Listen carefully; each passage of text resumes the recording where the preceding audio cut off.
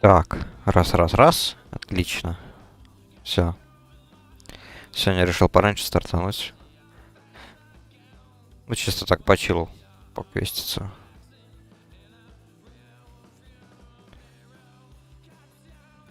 В принципе, могу и регнуть, конечно, подземелье. Если наберется, то ладно. А так, ну, сегодня чисто так, АФК фарм квестов. АФК левелинг. В той же локации баланс. Заодно и прокачаем, может быть, навык молота.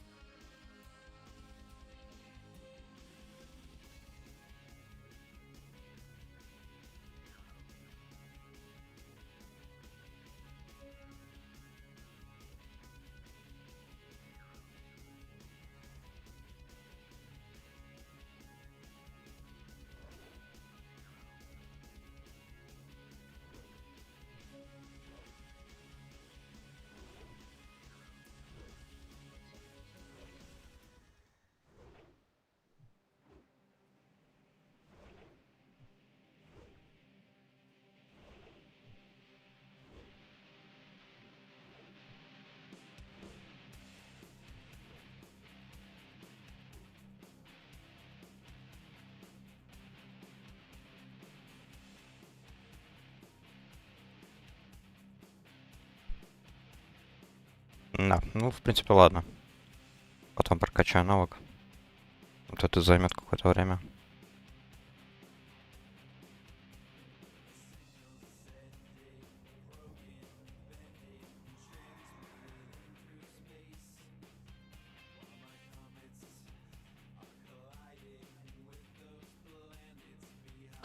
Ну что ж, наверное, нужно снова идти.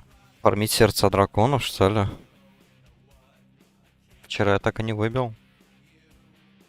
Закончу квест с этими дворфами тоже.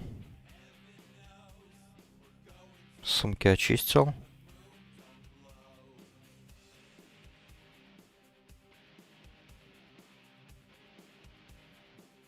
Вот эту хрень, правда, надо продать сначала.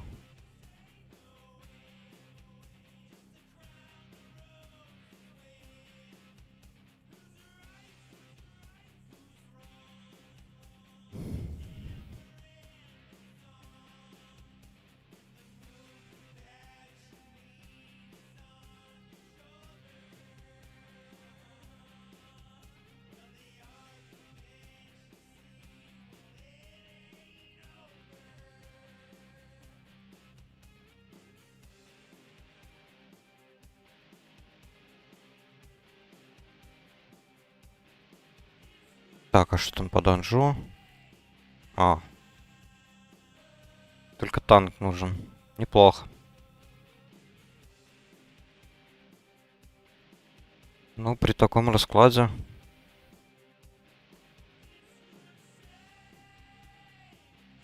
При таком раскладе, да. Тогда я не против сходить еще раз в Ульдаман. Если нужен только танк. Правда, с танками проблема. Мало кто хочет танчить.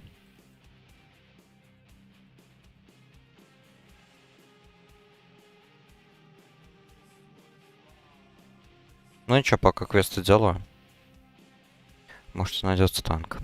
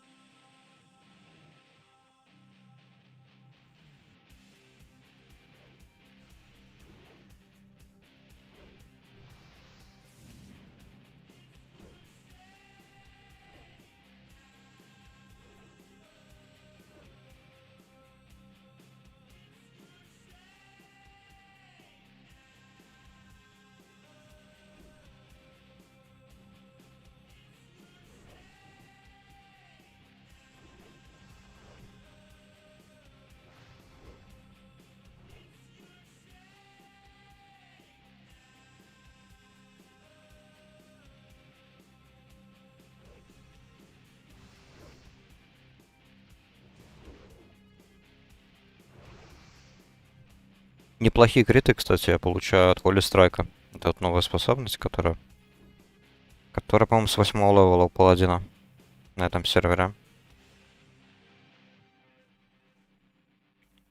Вчера или позавчера получил критический удар от этой способности, по-моему, 1000 дэмэджа.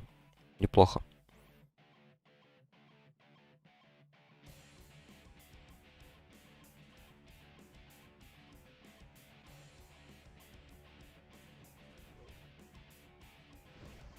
Это еще при учете то, что я не стакаю Crusader Strike 5 раз. Его же можно 5 раз настакать, чтобы увеличить урон от холи магии. Тогда получается еще сильнее. Просто беда в том, то, что он очень много маны жрет. 70 маны, и урона сам по себе Crusader Strike вообще не наносит практически.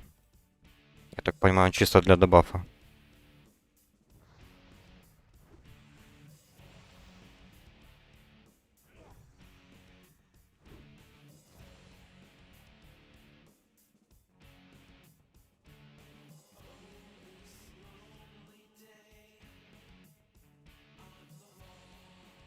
Блин. Так, секундочку. Телефон звонит.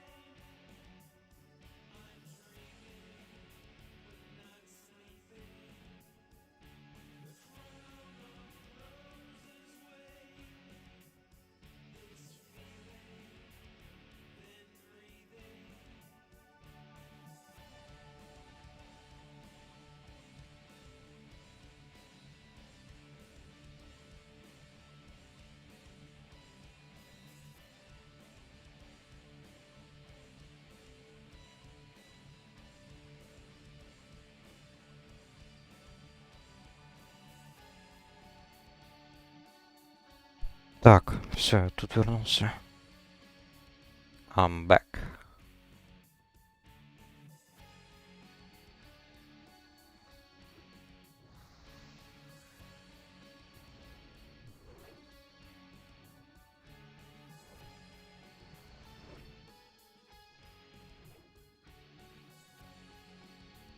Ну да, в принципе, я не удивлен. Вот уже 12 минут прошло, и танка все никак нет. Учитывая, что сейчас утро. Так, сколько сейчас человек играет? 2500. Ну, для утра, для этого сервера, думаю, нормально вполне.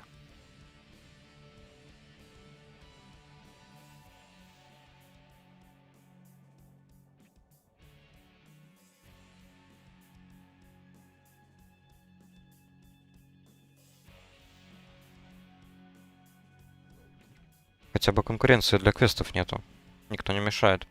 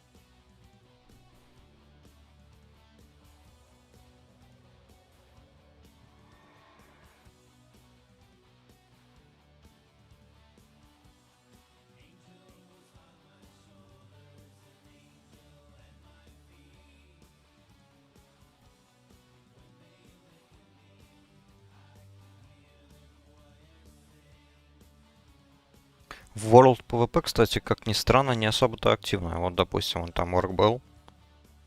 Не знаю, если бы я играл в классическом Warcraft вот на официалке, то наверняка он бы на меня напал.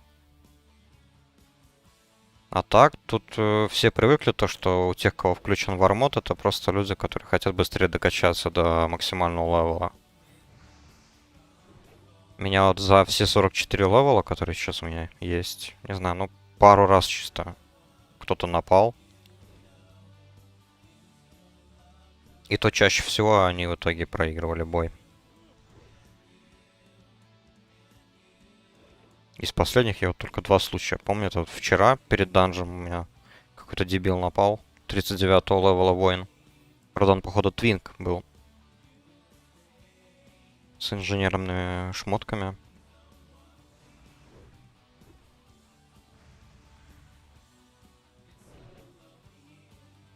А до него я, по-моему, фармил мифрил в Альтеракских горах.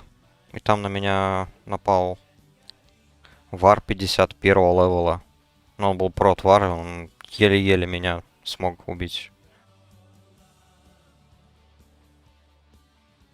Я еще бабл нажал преждевременно, чтобы успеть убежать, но не понял то, что протвар вообще урона не наносит никакого. Поэтому оказалось то, что если бы я там на 30 каком-то 9 уровне против 51-го левела протвара вышел бы, скорее всего, он бы просто проиграл мне 1 на 1.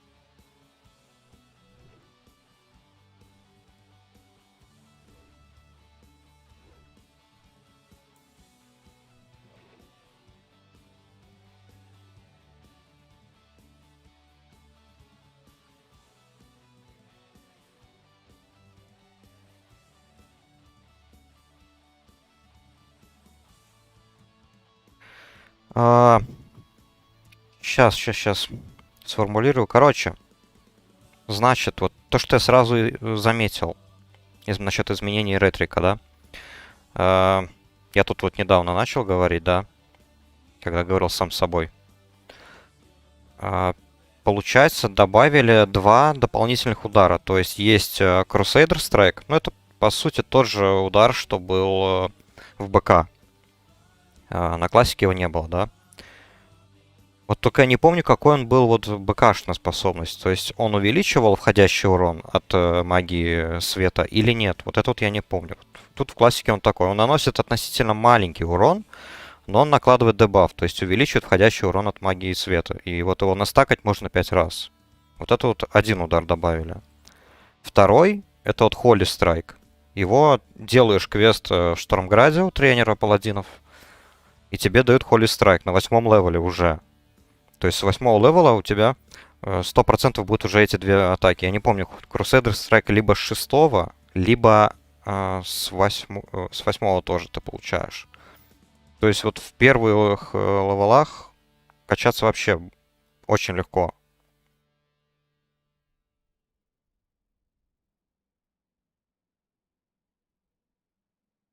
А, Если смотреть на альфу от классики, я честно не помню, что там было. Мне кажется, что на альфе вообще паладину планировали правосудие, Judgment, вообще делать способность типа каст, чтобы она кастовалась.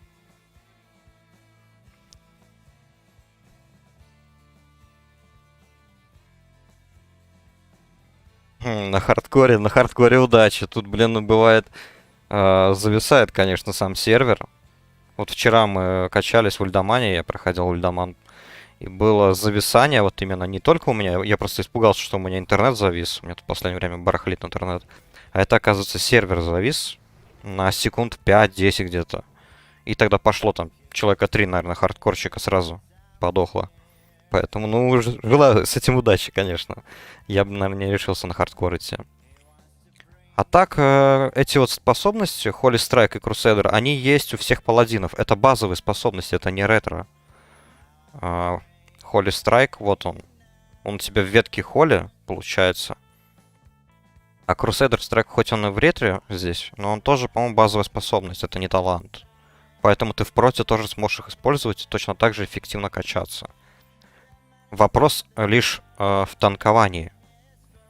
Насколько я помню, я не знаю, когда ты получаешь таунт, стандартный таунт у прота. Я знаю, что вот есть талант, который изменили в Turtle WoW. То есть, если 3 пункта вкачать, то тогда Seal of Justice, печать правосудия, будет работать тоже как таунт. То есть у тебя уже будет 2 таунта, по-моему. Потому что там еще добавили тот же таунт, который есть на личе. Да, да. Таланты изменили. Таланты можно спокойно загуглить эти. Просто талант-калькулятор Turtle WoW и все. А так, по изменениям, ну, допустим, что тут? Добавили благословение королей в ретро-ветку. Ее поставили вместо вот этой вот печати команды. Повиновения, то есть, да. Печать повиновения переместили чуть ниже. И ее чуть-чуть проапгрейдили. То есть теперь, когда ты жмешь правосудие при печати повиновения, то получаешь ману обратно. Только я не замечаю это. Мне кажется, это бесполезный талант. У Прота вот смотрю хорошо переделал. Мне вот нравится последняя способность. Это вот Ardent Defender. Это, по-моему, тоже вот появилось, не помню, БК или Лич. По сути, это вообще универсальная деф-обилка, и судя по описанию, тут не написано то, что есть у этой способности КД. Соответственно, у меня вопрос. Неужели каждый раз, когда паладин будет падать по ХП ниже, чем 35%, у него всегда будет снижение входящего урона на 25%? Вот в чем вопрос. Если нету КД у этой способности, то это, ну, офигенно. Я вот думаю, если я прокачаю ретрика до 60, я потом полностью сменю на прота и буду фармить данжи, чтобы собирать какие-нибудь редкие предметы и на продажу их. А так, касаемо изменений, вот еще. Печать крестоносца Seal of Crusader, она тоже изменена. Вот она раньше накладывала дебаф, который сейчас накладывает Crusader Strike. Раньше вот эта вот печать накладывала увеличение входящего урона от магии света. Но теперь она этого не делает, она лишь, как тут написано, она увеличивает шанс прока оружия. Эффекта оружия, который у тебя есть. Вот, допустим, вот я выбил с этого Scarlet Monastery Armory топор этого Ирода, да? То есть при проке он начинает крутиться, твой персонаж. И ты наносишь урон, АОЕ урон по всем противникам. Вот этот вот эффект, он будет с повышенной вероятностью прокать, когда ты будешь нажимать Judgment вот этой вот печать крестоносца. Вот у меня предыдущий был ранг 4 способности. Я каждый раз, когда нажимал способность Judgment, всегда прокала эту вот вертушку. Вот, допустим, сейчас вот я надену, да. Вот нажимаю печать Crusader и сразу же. Просто автоматом. То есть это можно на изи моде проходить подземелья, фармить АОЕ. С этим топором, допустим. Очень прикольно, мне понравилось. Единственная беда то, что, ну, ману, конечно, тоже будет жрать.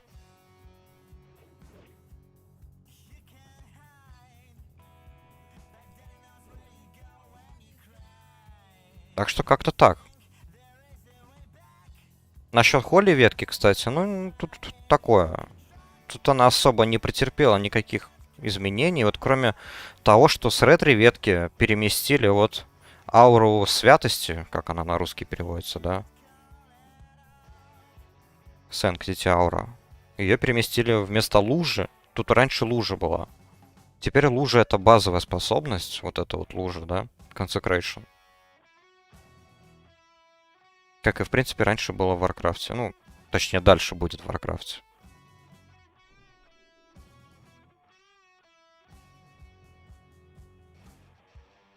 Поэтому я сейчас вот прокачиваю дальше вот по талантам, чтобы получить эту ауру и, соответственно, увеличить свой урон от магии. От холли магии. Хоть и раньше я брал вот эти вот таланты, они были поинтереснее. Увеличить шанс хита и сократить КД на пару способностей. Да, с этим я согласен. Абсолютно согласен. Причем, получается, она у тебя появляется с 20-го левела, по-моему, если не ошибаюсь. Это лужа. Единственный минус то, что, опять же, она тратит очень много маны. То есть вот ранг 3 у меня сейчас 290 маны. Но для ОЕ фарма, чисто вот по данжам, лоу-левел данжам, чтобы вот фармить какие-нибудь редкие вещи, ну или просто ОЕ фарм для прот-танка, было бы офигенно. Я чисто себе выставил вот первый ранг, просто если для ПВП вдруг какой-то разбойник подкрадется, то я тут же поставлю первый ранг лужи, чтобы его выбить из стелса, и все.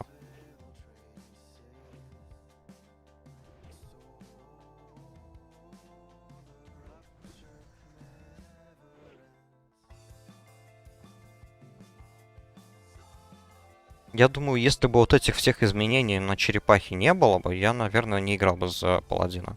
Потому что я уже сколько поиграл вот на самой классике, на других пиратских проектах. Всегда я играл за ретрика. Это просто банальная автоатака до 60-го левела. Иногда, ну, тупо надоедает, конечно, играть. Хоть это мой любимый класс в классике.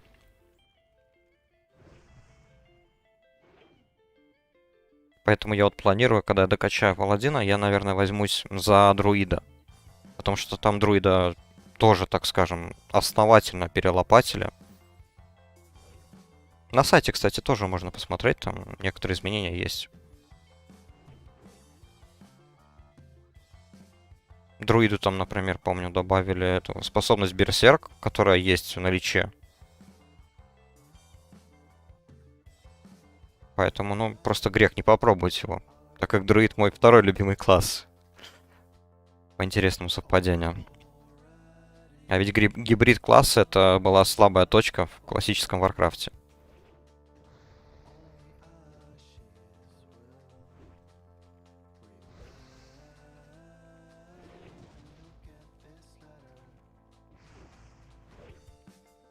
Блин, как же они больно бьют.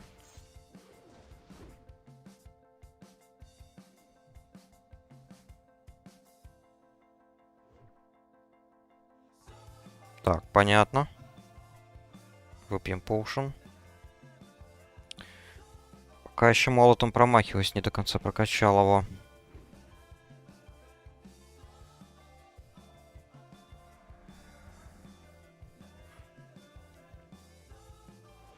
Да, у меня все схвачено. У меня ж тут есть и лох. Жаль, что он только на целый час потом КД откатывается. Но мне нравится то, что именно вот классический лох, Lay on Hands, он не дает дебаф, который дает бабл. Ты же когда бабл используешь, у тебя потом навешивается дебаф. То, что нельзя потом использовать целую минуту там какие-то способности, связанные с баблом. А вот лох такое не дает. Этим нужно пользоваться. А вот насчет лока, кстати, не знаю. Я вот не смотрел, что у него там. Есть какие-то изменения или нет. Да и я за лока как-то вообще не играл. Я помню то, что он и на классике был, ну, довольно таким бесючим классом. Вполне таким полноценным. Лок вроде бы плохо играл против разбойника. То есть для него вот это вот была прям головная боль. Разбойник. А вот с паладином как-то контрить Варлока, ну не знаю. Это прям если вот повезет с проком печати повиновения, как-нибудь критануть, тогда да.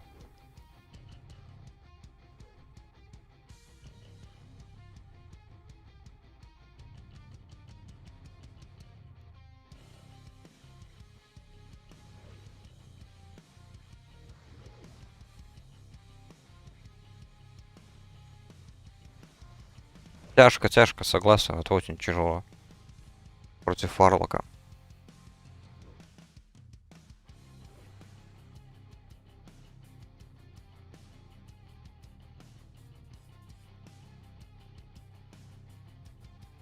Ну, я думаю, плюс-минус все классы там переработаны, чтобы никто не обиделся.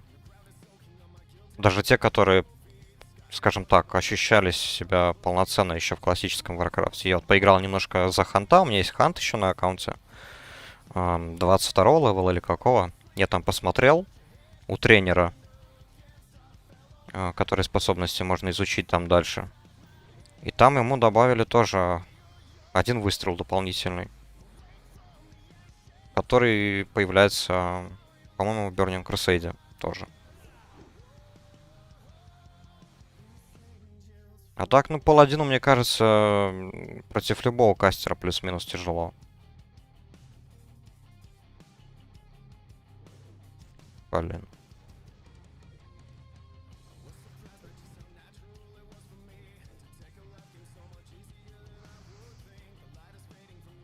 Против мага, правда, плюс-минус. Можно, я бы сказал, сыграть.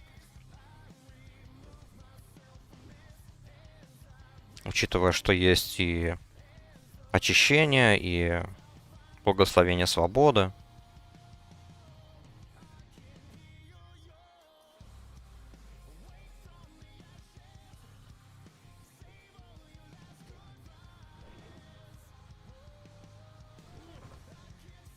А так, ну, я бы не сказал, допустим, то, что вот даже добавление вот этих вот двух способностей паладину, они как-то изменили прям сильно геймплей. Я вот даже вчера, перед тем, как попасть в подземелье, вот Ульдаман, наткнулся на Вара. Он был 39, а я вчера был 43. Он просто без раздумий на меня накинулся. Я так присмотрелся, у него на голове шапка, связанная с инженерным делом. Либо это гномская какая-то шапка, либо гоблинская, чтобы вот управлять разумом. Вот я так и не понял. Ну, я смекнул то, что он твинк. И я с ним, не знаю, ну, дрался минуты 2, наверное, 3. Потратил почти все свои КД. Сам, кстати, использовал даже эти свои триньки, которые у меня есть от инженерного дела. Петуха своего призвал.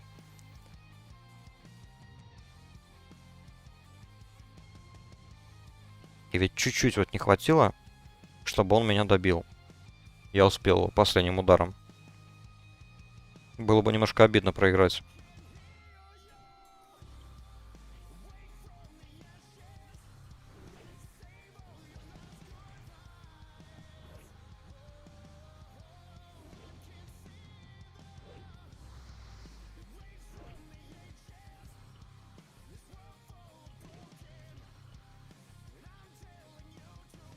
Опа, наконец-то, наконец-то выбил это сердце. Ох, благослови тебя, свет. Наконец-то. Я этих драконов уже сотни перерубил, наверное. Так, ладно. Теперь займемся дворфами.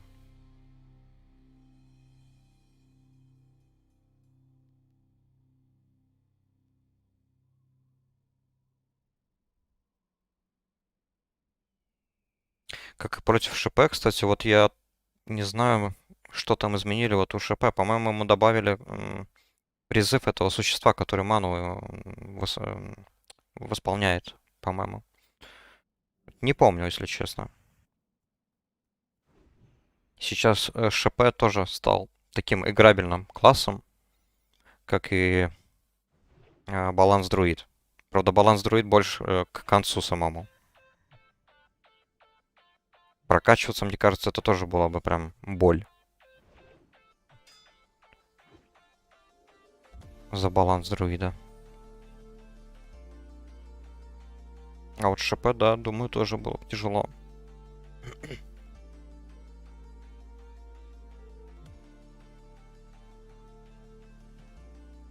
Мне вот интересно узнать, как там по расовым классовым способностям у престов. У них же у каждых свои эти способности.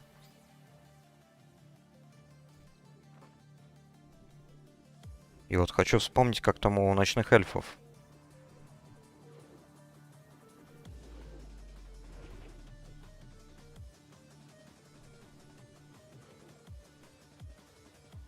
Я просто помню, у Найт эльфов в Burning Crusade эта способность там одна была. Что-то типа дот эффекта. Она была переработана. И вот мне интересно, как она вот тут вот работает.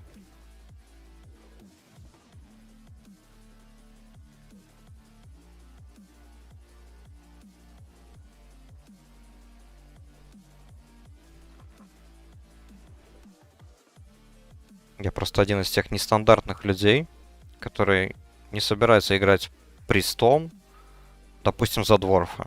Потому что все знают то, что дворф это бис раса для приста. Мол, типа в классике был фирвард у него и так далее. А тут, если не ошибаюсь, фирвард вроде всем пристам добавили, кстати.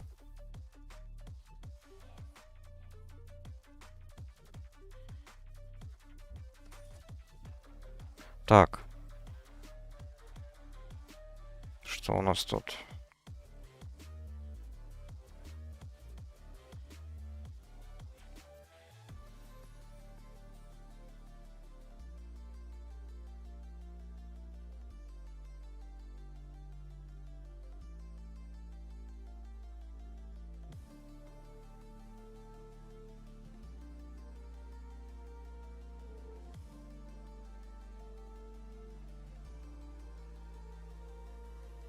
Это, кстати, кастомная локация, которую тоже добавили в черепахи.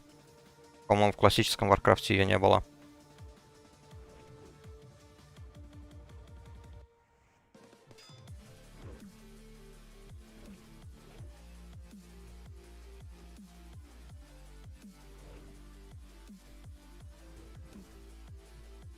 Так что я бы, в принципе, наверное, посоветовал для тех, кто качается не в данжах, попробовать покачаться здесь. Теперь тут гораздо прям, ну вот гораздо больше квестов. Учитывая, что вот добавили вот это вот. под локацию. Здесь вот тоже чуть-чуть там добавили. Ну, правда, просто для одного квеста. И здесь вот тоже. И вот это, по-моему, тоже новое. Я просто там не был, я не знаю, что там.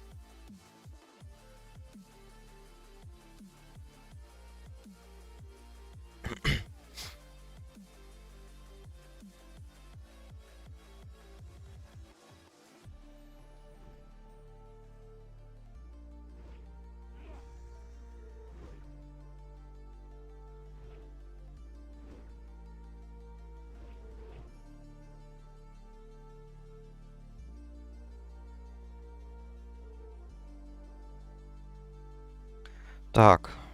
Раз, два, три. 41 левел. Ладно. Петух. Твой выход.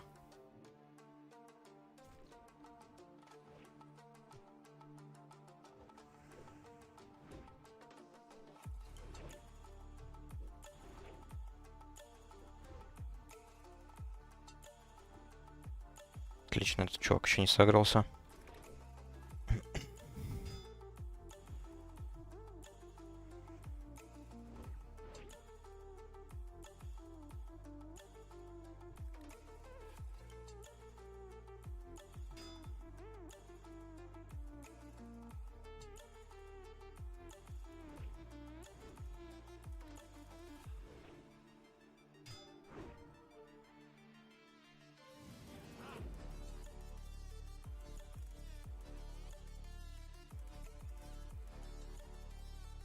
Блин, курочка агрится на всех подряд.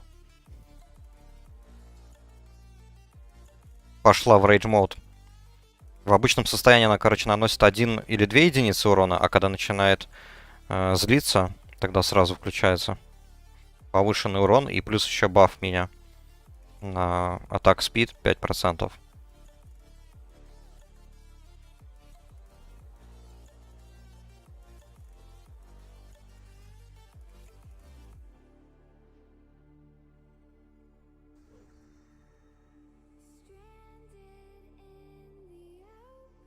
Так, а это что такое? Интересно.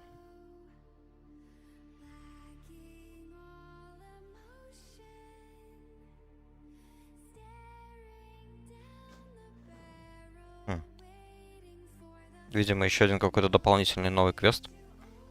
Надо будет глянуть.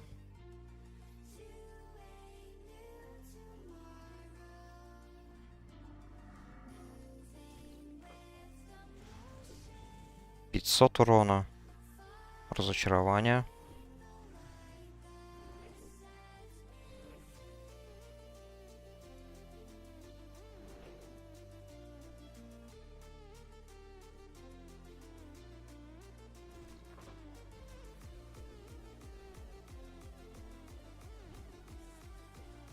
Так, а вот теперь я походу умру.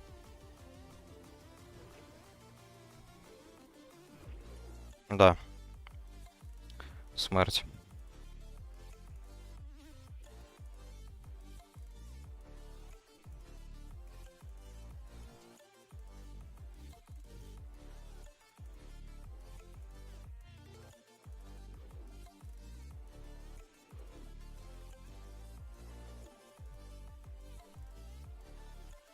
Хотя... 20 секунд я смогу боб нажать.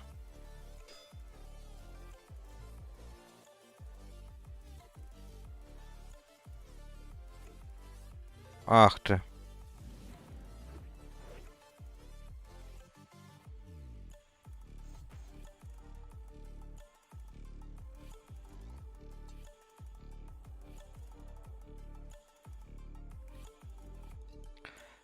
Живи, братишка.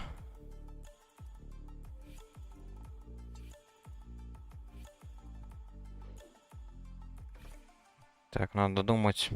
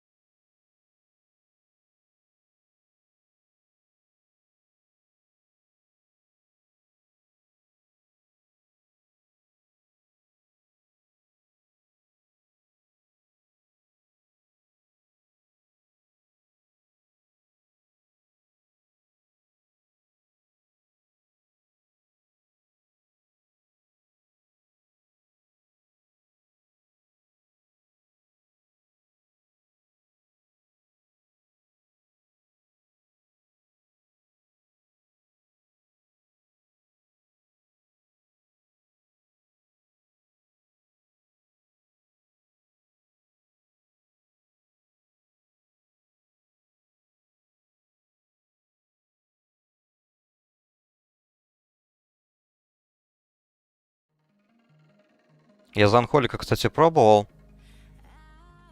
Как-то, ну так. Прикольно то, что есть там этот слуга, прислужник, вурдалак. И вообще можно, по сути, призывать там целую ватагу всяких мертвяков и так далее. Но не знаю. Мне больше Фрост понравился.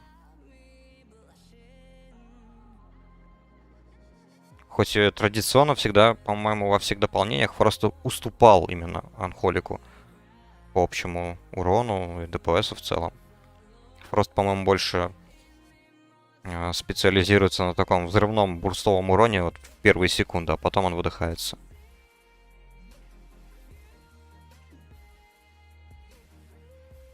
А в рейды, кстати, я почти не ходил. Я не люблю PvE контент, я люблю только PvP. В рейды я вот ходил в ритейле, наверное, Shadowlands, вот Castle Nafria. Все. А, вон там дом. Видимо, в том домике он сидит. Так.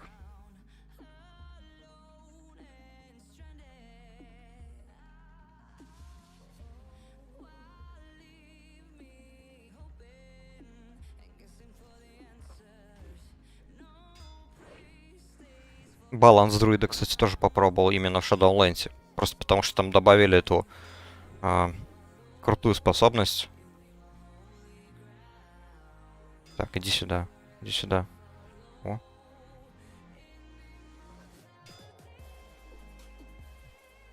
Там друид просто тупо выстреливает кучу способностями. Блин, чё они так больно бьют-то?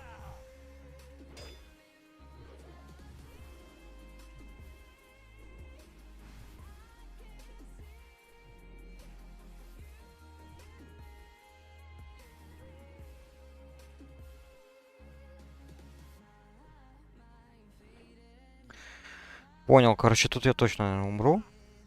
Выживаемость паладина. Наверное, у прот паладина куда лучше, чем у ретрика.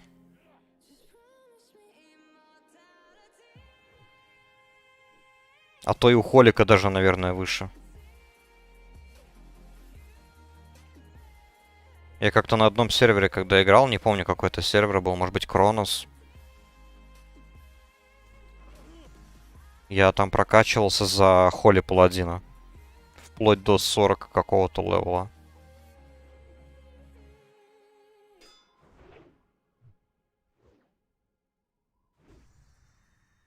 Плюс был в том, то, что ты постоянно мог себя хилить. Прям офигенно. И мана особо не тратился благодаря вот этому таланту. Вот этот вот талант тоже крит давал. И имелась дополнительная способность, которая и хилит, и наносит урон. Это вот мне нравилось. Минус, конечно же, то, что ты бегал медленнее. Потому что ретрик дает 8% увеличенной скорости, 5% к криту и так далее. Но почему-то с холиком вообще выживаемость даже вот при каких-то, не знаю, засадах со стороны Орды вот всегда выживал.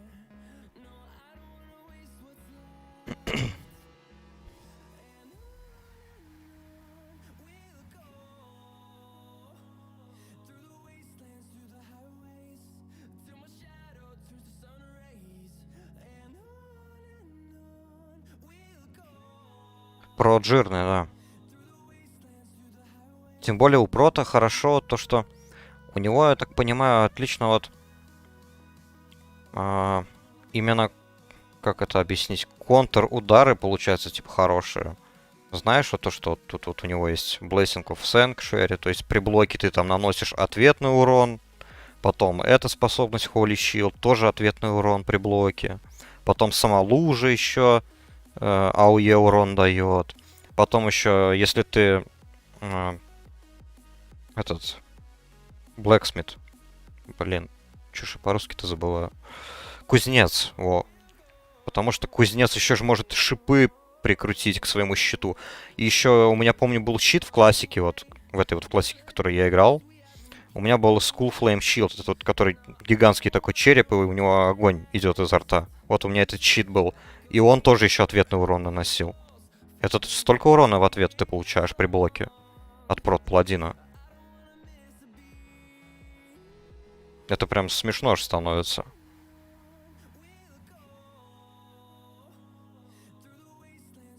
А роги, кстати, да, вот тут вот насчет вот разбойников и еще фуриваров могу сказать, вот есть же этот мемный спек Рэг-бомб паладин, типа 25-26, точнее 0-25-26, да?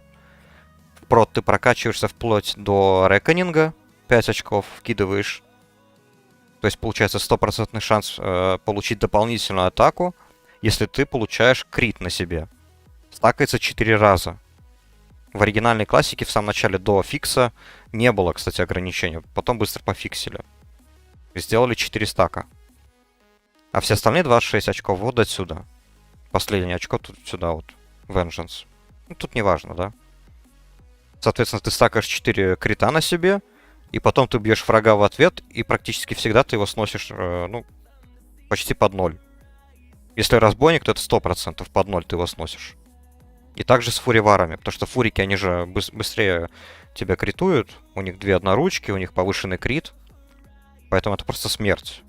Они тупо себе смертный приговор подписывают, благодаря этому спеку. Вот именно этим спеком я играл в самой вот ваниле. Я никогда не прокачивал full ретро-спек. То есть, да, конечно, покаяние это прям офигенная дополнительная способность, которая контроль дает, но она против кастеров хорошо играет, а вот против миликов нет. Поэтому, ну так. 50 на 50 я так лично думал, да. Поэтому я вот прокачивал именно вот Рэг-бомб паладина, и в ближнем бою, ну, у паладина просто не было равных. Так, там уже заспавнились. Опасно. Блин, надо было с той стороны идти.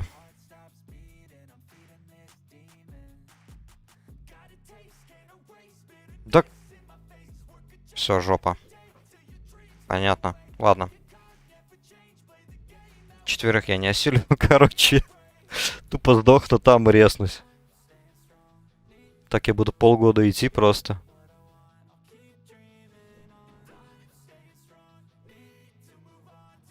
О, отлично, здесь резнусь.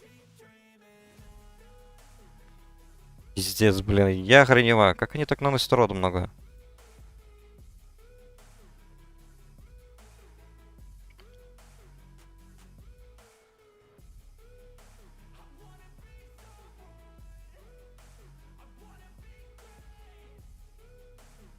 А как я холиком качался, я помню, да, тоже было прям, ну, приятно. Ты медленнее передвигаешься, но вот урон у тебя всегда стабильный. Печать была там другая. Вот это вот Seal of Righteousness. Она сильно, по-моему, урон никак вот не влияет. Без разницы, вот либо это, либо печать повиновения. Так. Угу.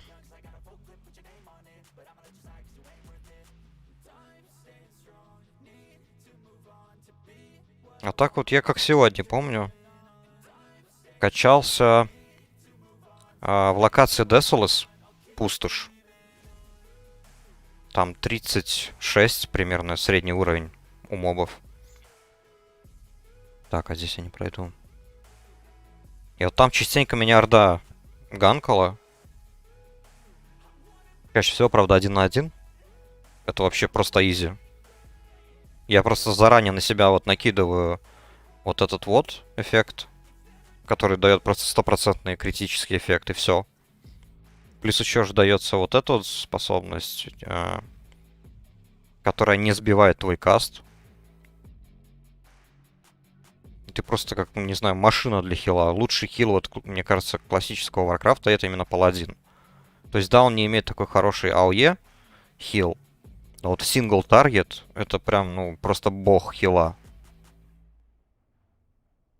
Пока жив Холли Паладин, его цель никогда не помрет.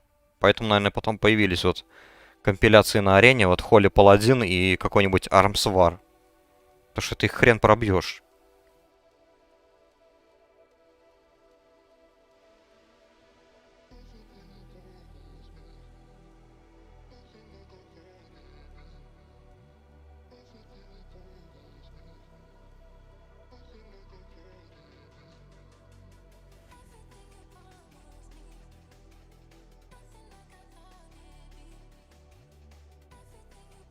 Блин, хорошая способность, вот этот Holy Shock. Даже не знаю, продолжать ли мне в ретрике играть или нет. Сейчас вот глядишь на все эти ветки, и хочется иметь 3 паладинов. Каждого своя специализация.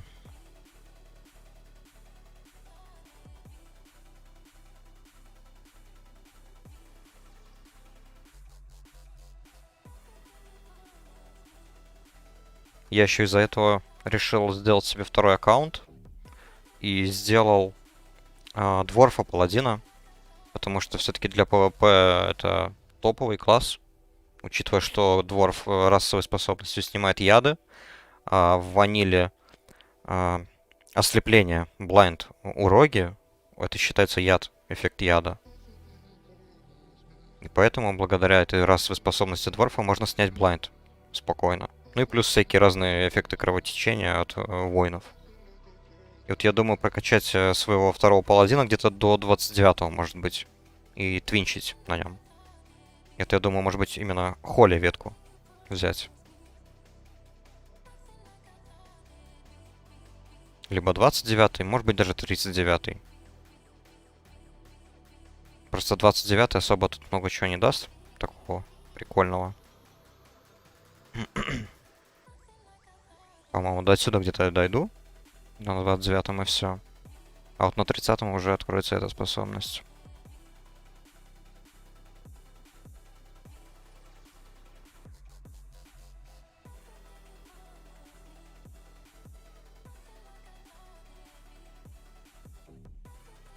Так.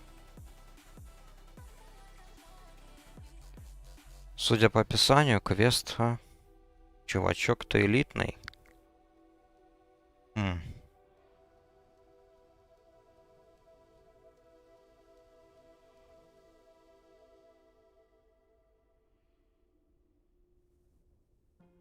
Ага. 42 сотни хп. Понятно, тут никого больше нету. Отлично.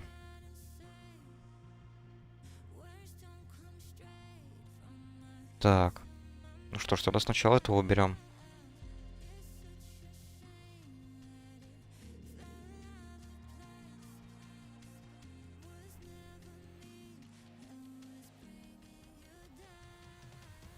Ну вот да, мне-то... мне можно. Поэтому я и не решаюсь играть на хардкоре.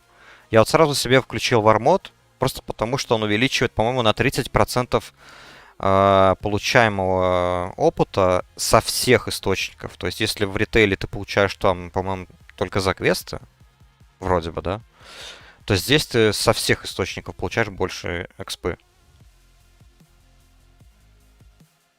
А вот хардкор, ну не знаю. Я хоть и играю, прям уже... Вот, ну, блин, ну сложно вспомнить, сколько лет я играю в Warcraft. Попробовать, конечно, можно было бы, но что-то как-то, я не знаю. Я боюсь просто потраченного времени впустую. Думаю, прям, ну, очень обидно будет, если проиграю. Да и класс нужно подобрать такой. Не знаю, стоит ли брать паладина.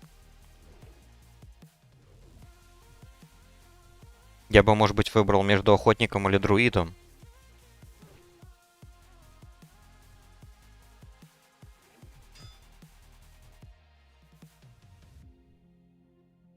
А у тебя он какого уже левел? Твой паладинчик хардкорного левела.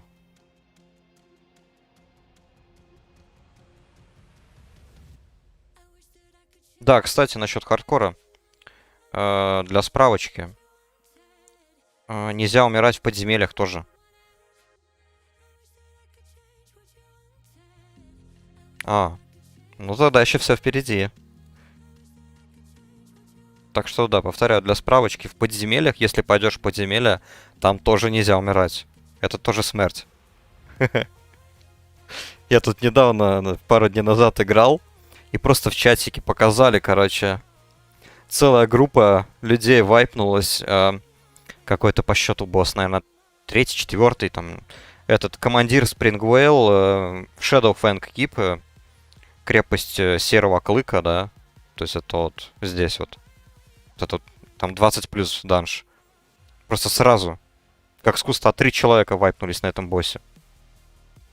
Там босс паладин, он просто еще бабл умеет кастовать. И у него там несколько человек-стражников, которые накидывают сало. А у паладина-то Judgment это тоже как бы влияет, сало. И стан тоже влияет. У него все заклинания это практически магия. Это не физические способности. Так, ладно. Попробую. Уф, уф, уф, уф. Ни хрена себе. И как мне его завалить? Даже элитные драконы так не били больно.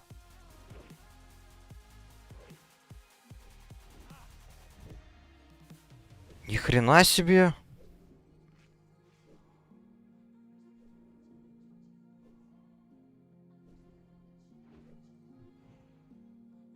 Так, сделаем так.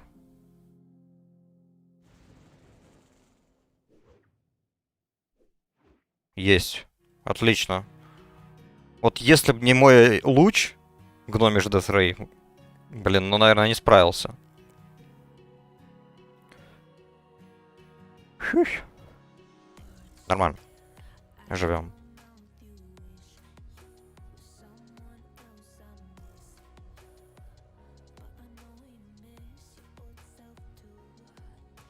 Так вот, насчет еще хардкора. Есть же еще люди, которые берут не только хардкор челлендж, а еще они берут дополнение и вармод тоже. Вот это вот я вообще не понимаю. Прям, ну, люди стальные яйца имеют. Потому что я вот когда начал прокачивать своего твинка, паладина второго, я там его прокачал пока что символически, там до 10-го, по-моему, левела где-то. Я пробежался с Абдун-Марога до Элвинского леса пешочком, чтобы качаться в локации хуманов, потому что локация хуманов самая моя любимая из всех. И там с первого прям левела, вот в этой локации стартовой, там уже была орда с режимом вармода, которые ганкали всех игроков, у которого был включен вармод. Там было 2 разбойника, один андед 4-го левела бегал возле кобальдов, и второй гоблин 6-го левела. Черти, блин. Один раз меня подцепил андед. И, ну, ко мне подоспел еще один игрок Альянса, и мы вдвоем завалили. Потому что там 100% было понятно, то, что у чувака оружие зачарено, и то, что у него точно какие-то там шмотки особенные есть. Потому что он очень быстро наносил урона, очень много наносил урона. Прям быстро сбривал хп мои. А вот потом уже заганкал меня 6-й левел гоблин, ну вот, к счастью, убил. К его счастью.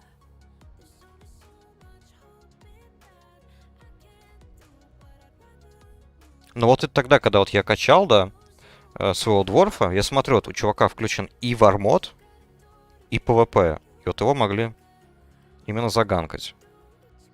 И вот интересно, что с ними стало.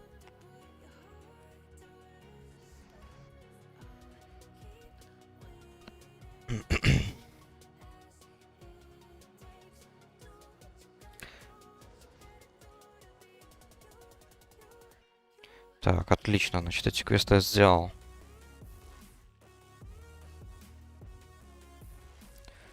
Что у нас тут остается? Еще один элитный.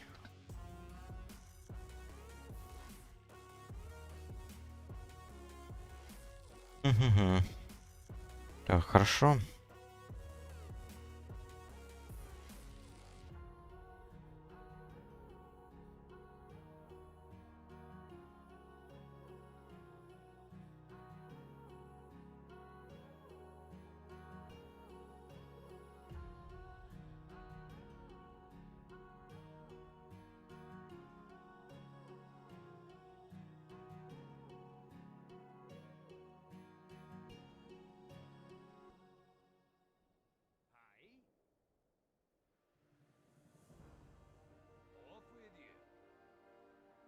Отлично, наконец-то. 3 дня фармил тут дебильное сердце у драконов. 2% дроп. Шанс дропа. Так.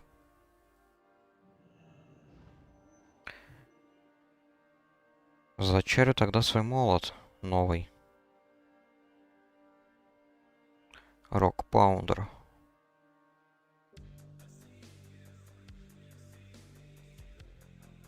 Найс.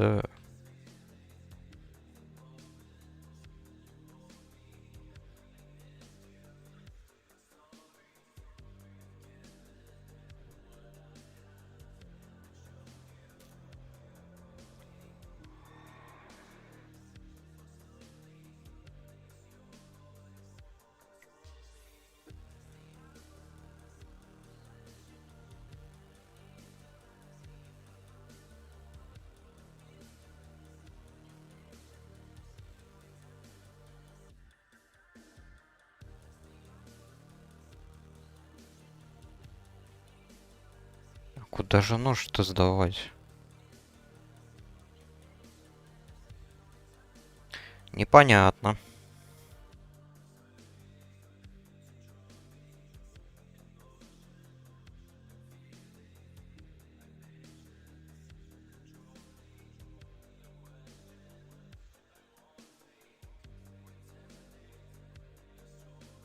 Так, а навык молота у меня уже 196. Сойдет.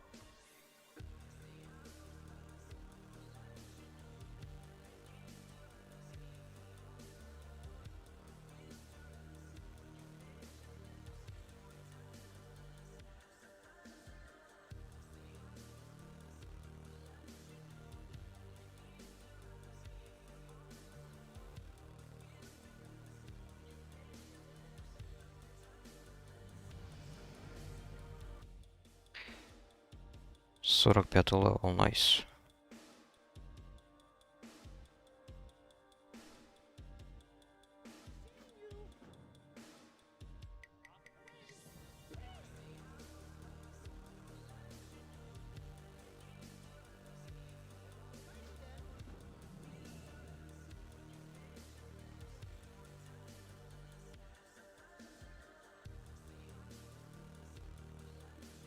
Что?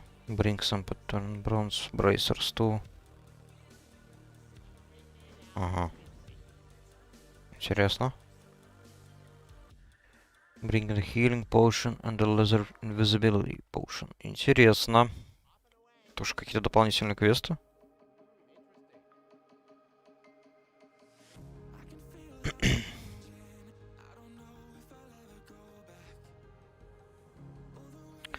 Bring ког номер 5. А, понял.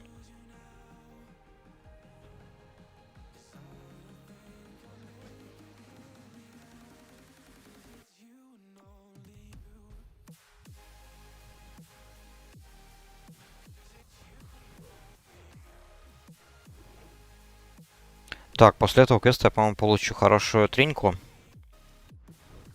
Нефтестопач.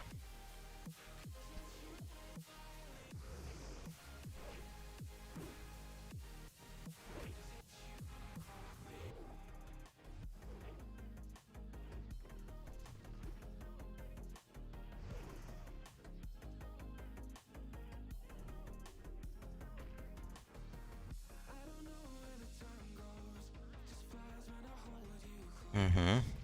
Неплохо. Увеличивает скорость на 40% на 10 секунд. Сойдет. Это мне надо.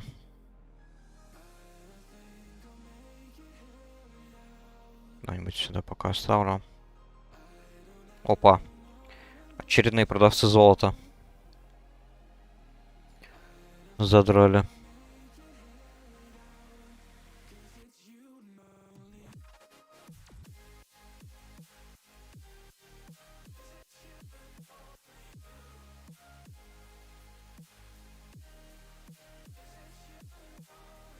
Так. Все. Ну реально запарили. Буквально каждый день там, я не знаю, от 1 до 3 продавцов золота появляются новых.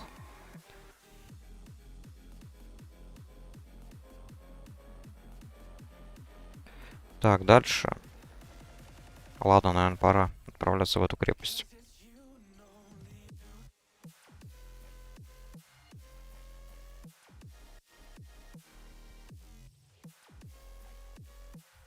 Танка мы все еще не нашли. Да, печально.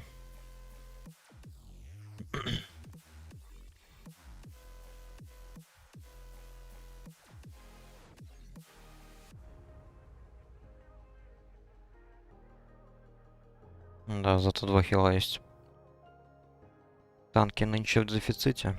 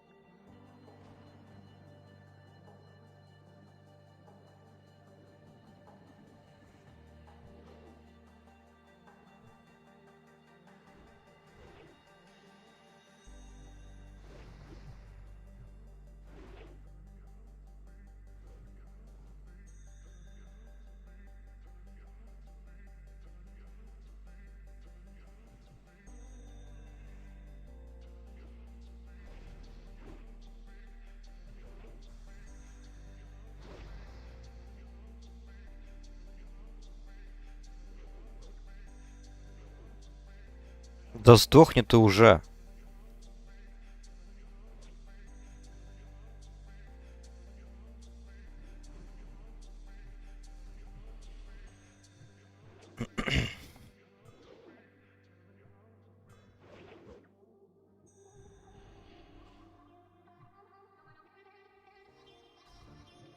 Так, ну уж вам я точно не проиграю. Черти.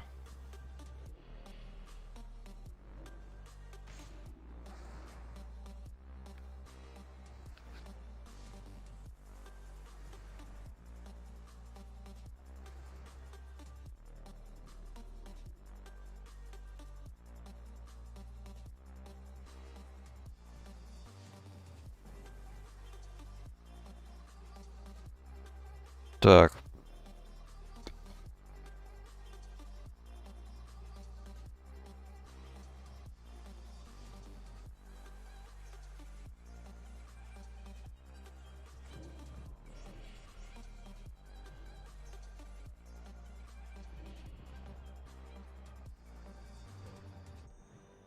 Ну что, иди сюда.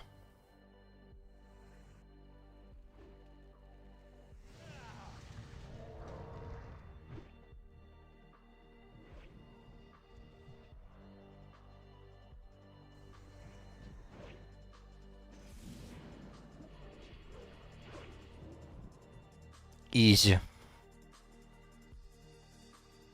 Так. Этого чувака мы развалили. Далее, что мне тут надо? А, големов еще залутать. Хорошо.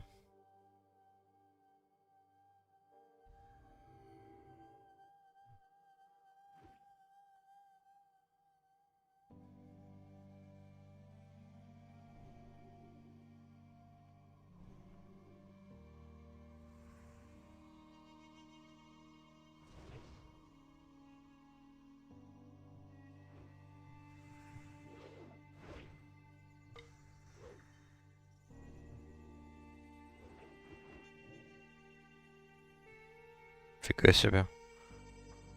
Они еще и сон накладывают.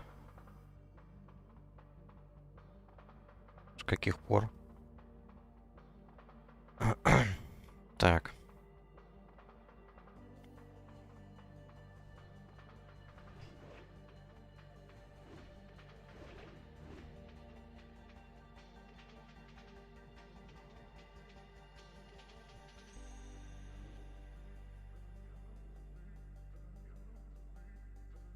Так. А где что залутать-то надо? М.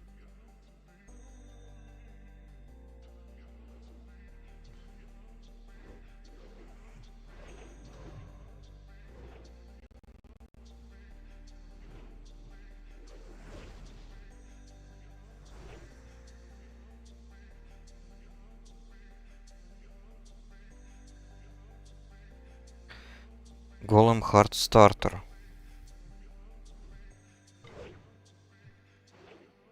И где он? Блин. Голем Хард Стартер.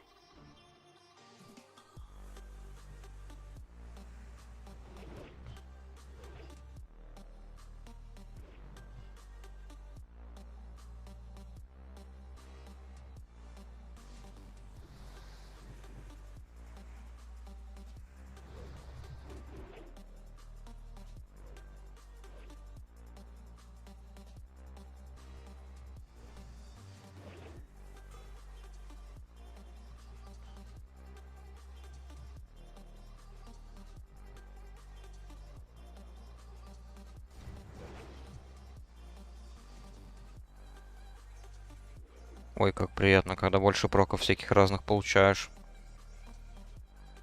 То удар от печати, то еще какой-то удар, то огненный там эффект еще какой-то. И так далее и тому подобное.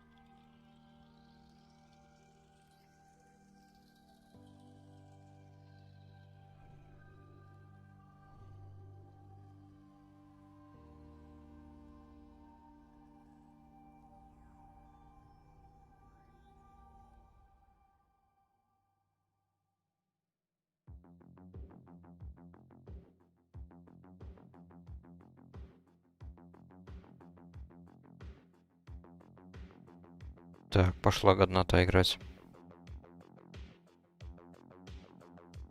Плюс уши.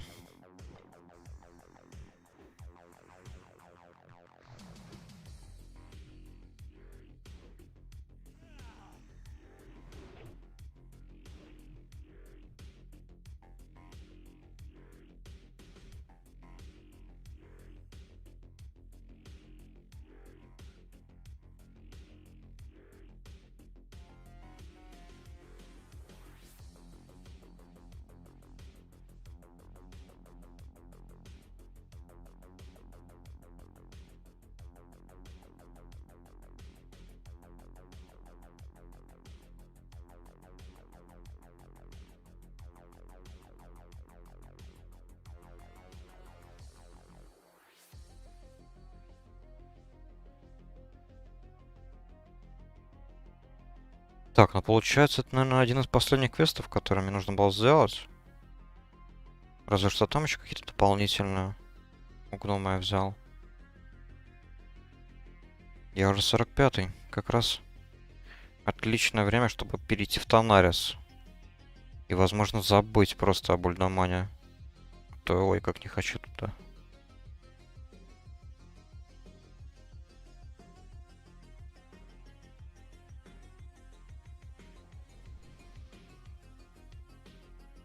Так, еще и сумка заполняется потихоньку.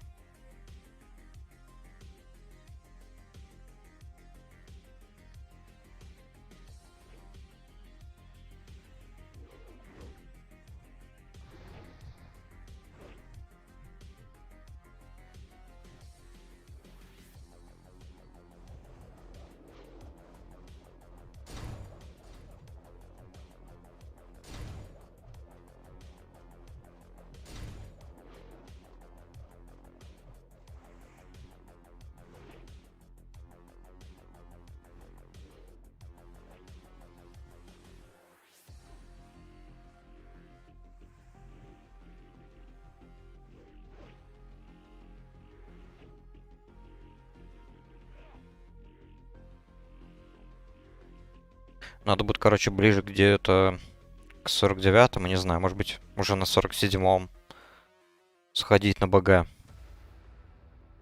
40-49.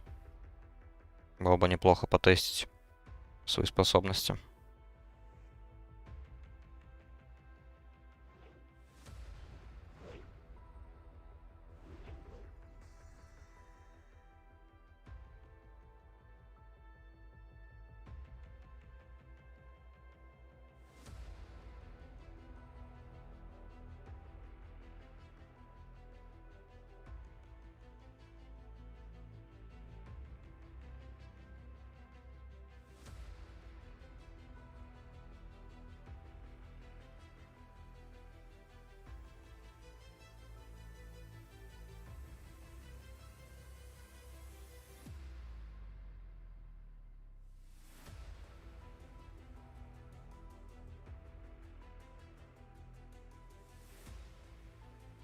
Интересно, у него таланты, конечно, расставлены.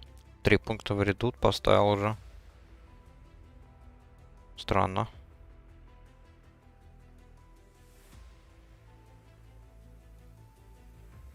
Может быть, он как раз-таки собирается брать вот эти вот 2 таланта. Тоже неплохой выбор.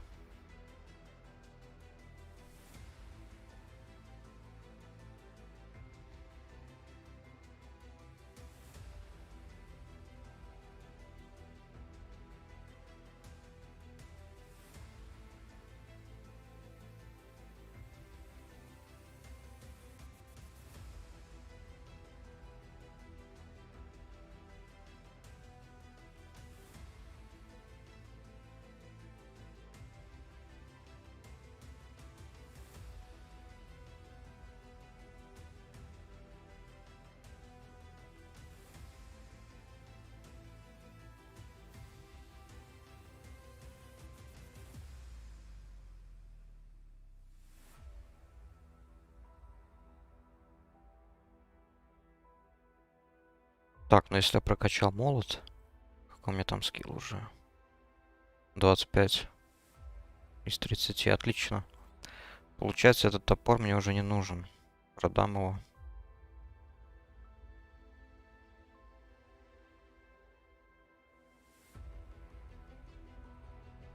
Раваджер пока что оставлю. Чисто для ОЕ фарма. Зульфарак, может быть.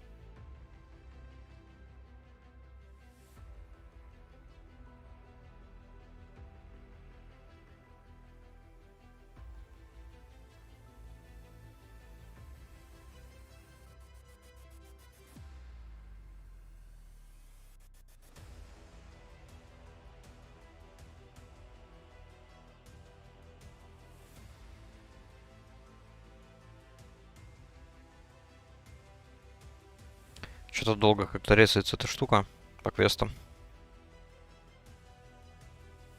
А, во. Все, пусть лутает.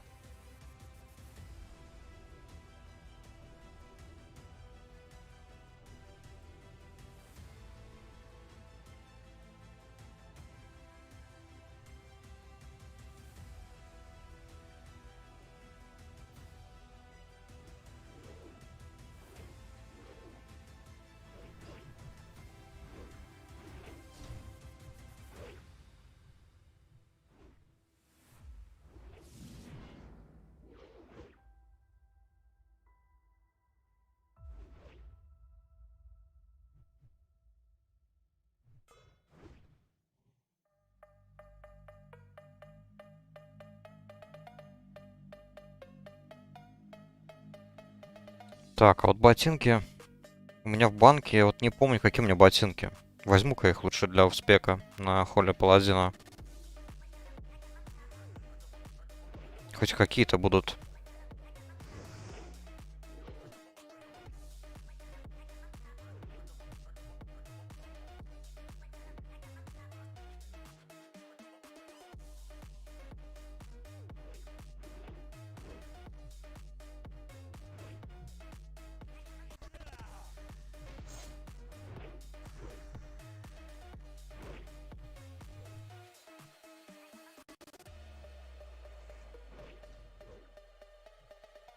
Так, ну перчатки у меня есть получше.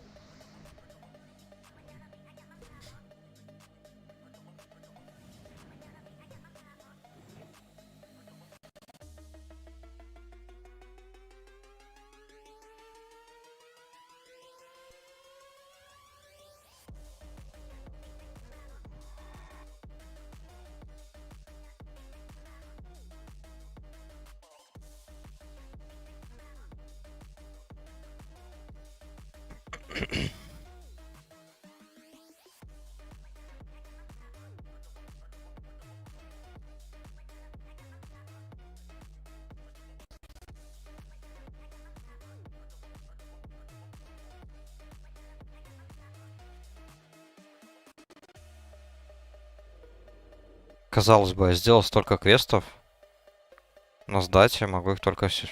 Неужели сюда? Странно. Вот это тут где делать?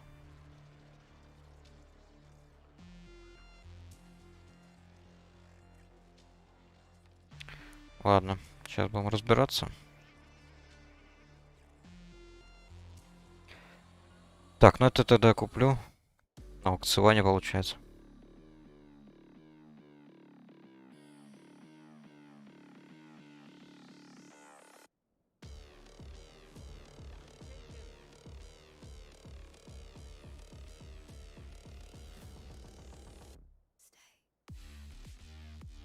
Отлично. Нашел хотя бы одного человека, который будет делать Tremors of Earth.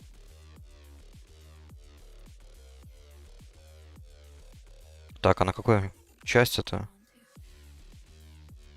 Use the sign of Earth. Понятно. На той же. Отлично.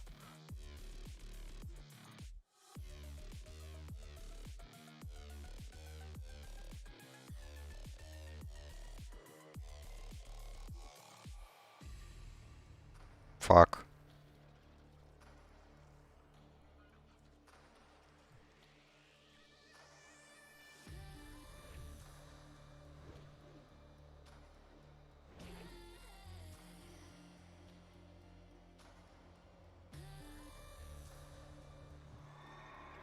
Как он просек, что я русский?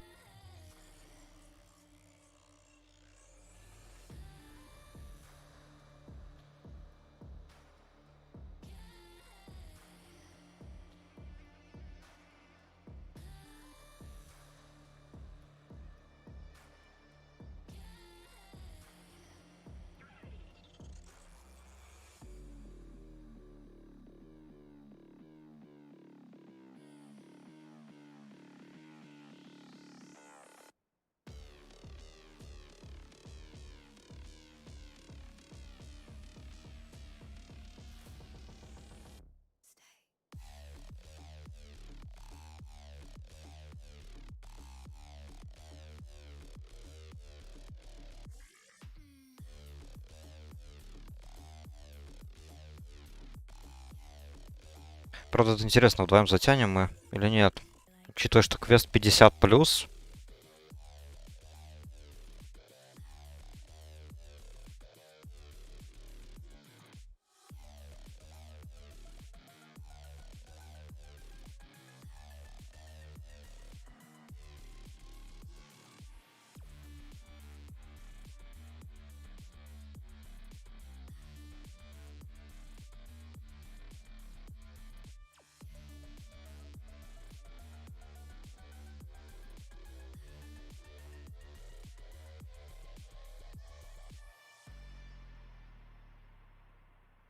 вдвоем, да, действительно, наверное, все-таки не потянем.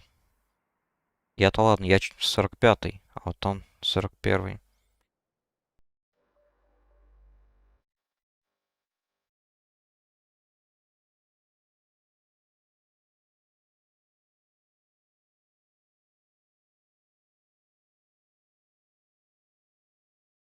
Куда он подевался вообще?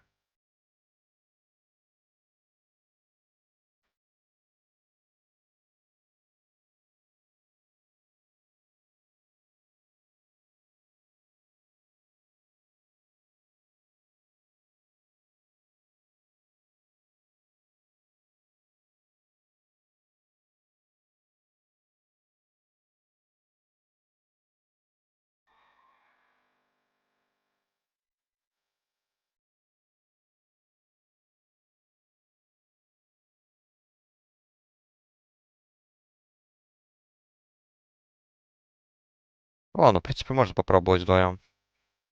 Просто мне кажется, они появятся, ну, какого-то там 50-го левела, два дракона, и они сразу же сагрятся на нас. И вот сможем ли мы их? Ну, баф Аниксии-то есть, да, и чё?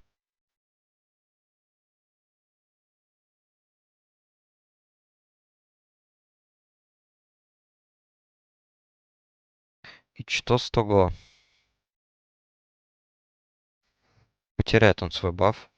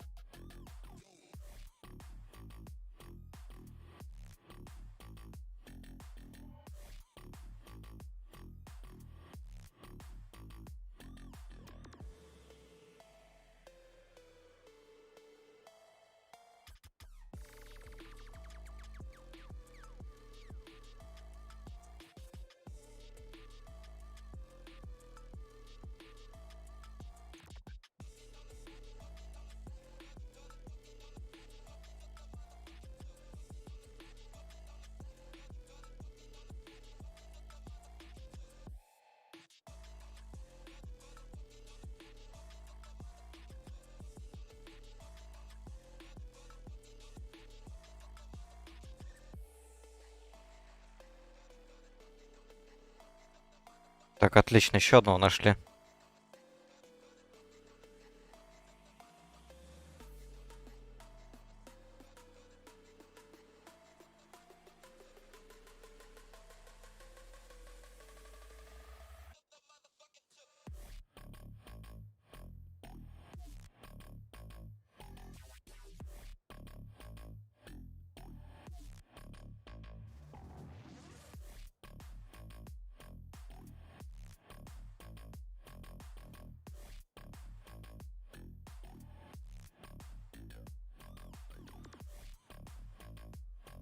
Да, эти-то драконы, они уже 44-й для кого-то.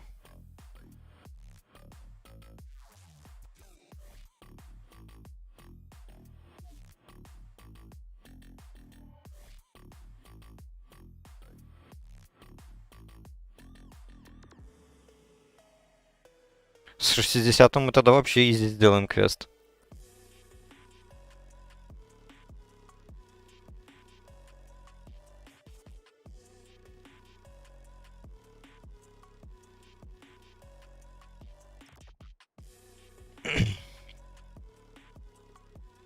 Эм, в смысле, пати для релога.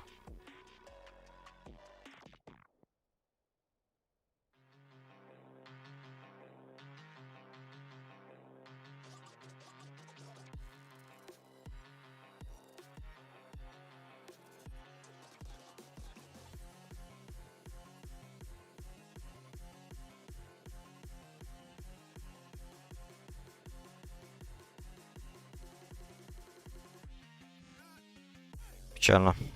Чувак просто для релога попросил пати. И то я не понял, зачем. Ладно.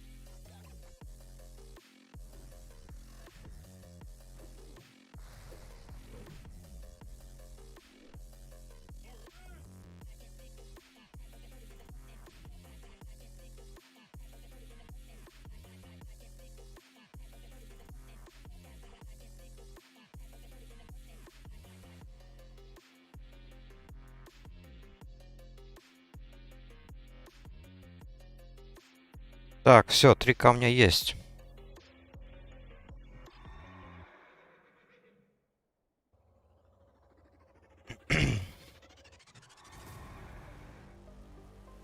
Ну вот, теперь нам осталось кого-то найти.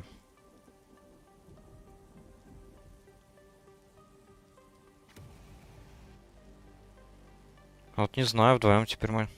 Блин. Я-то думал, тот чувак нам поможет.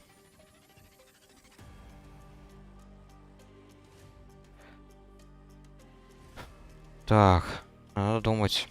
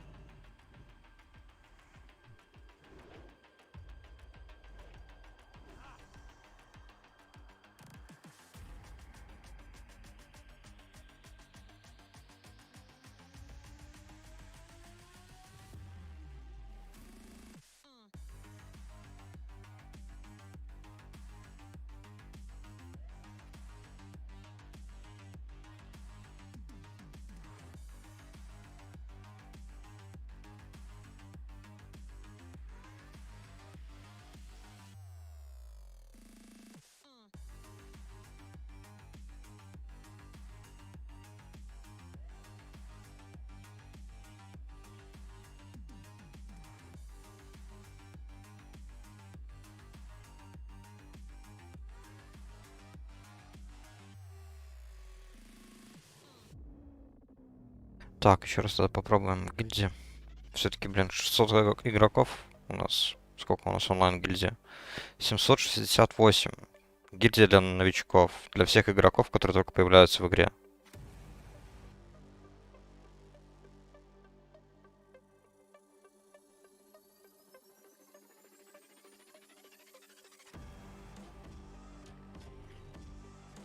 Это вот гильдия Newcomers, она просто для всех игроков. А Still Alive, она для тех игроков, которые сразу же, по-моему, берут Hardcore Challenge. Ну, это мне так кажется. Я лично в той гильдии не был.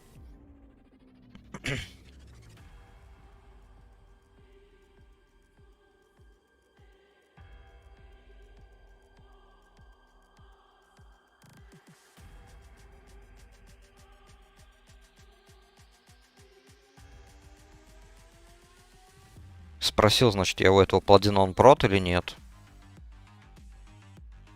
Он сказал прот. Что это за хрень?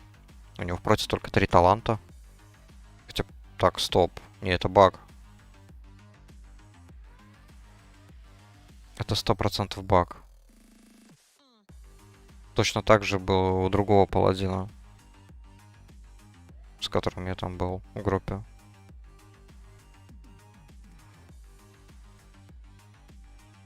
Видимо, не работает. Не работает просмотр талантов.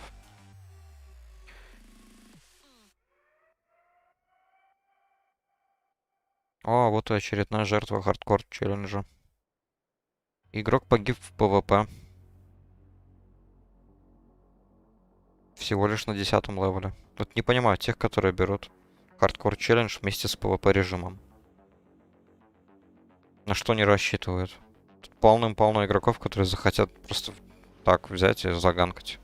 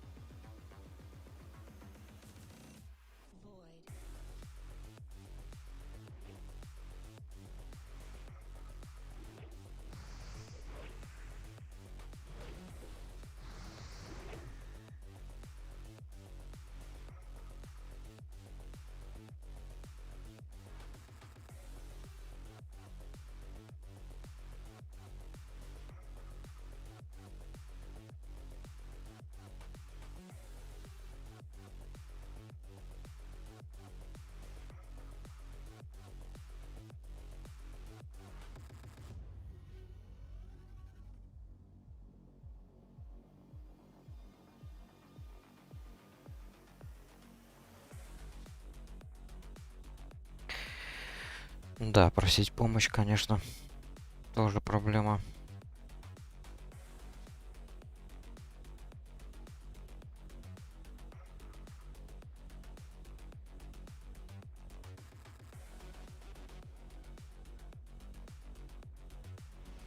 Ну окей, нет так нет. Как-нибудь тогда в другой раз сделаю квест.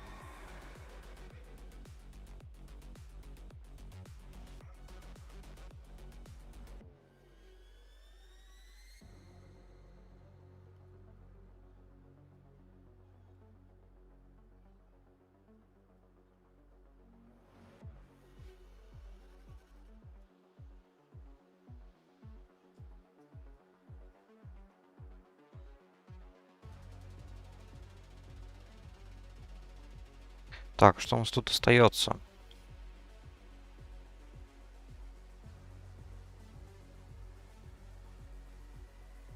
Тут вообще без понятия, куда этот нож сдавать.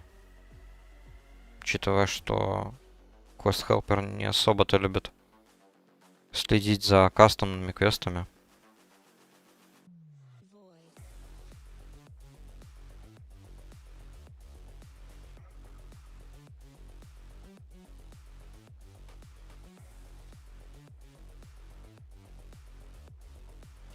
Паттерн Bronze Bracers. Это, наверное, просто какая-то шмотка. Я думаю, ее... Ее, наверное, делают кузнецы. Да. В принципе, так в квесте написано, лол. Crafted by a blacksmith. Соответственно, можно купить на аукционе. Хорошо. Зелье тоже, по сути, можно купить на аукционе. Допустим. Так, эти два квеста. 3 квеста я сделал. Это все сдается в Стальгорне. Ладно. Тогда идем в Стальгорн.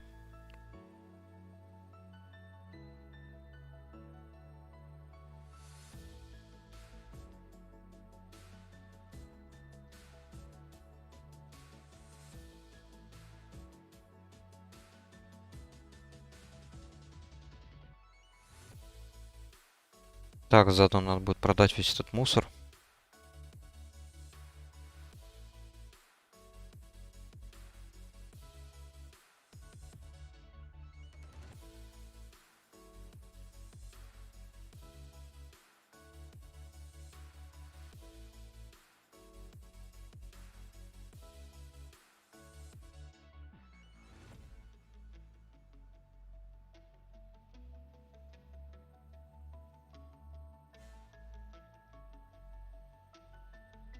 Так, что у нас получается? 46, 47, 48, 49, 50. 51 получается. У меня будет эта аура. Остатки. Остатки, в принципе, могу потом сюда еще закинуть. Вот именно Precision. Я думаю, это будет лучше. Это будет лучше, чем Guardian's Favor. Но мне еще, наверное, надо сюда вот одну очко вставить. Все-таки урон двуручно тоже нужен.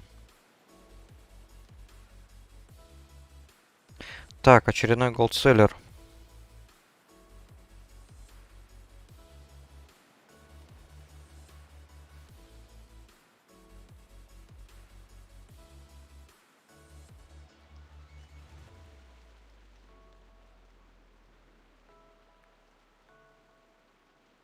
Как же они любят создавать такие дурацкие имена.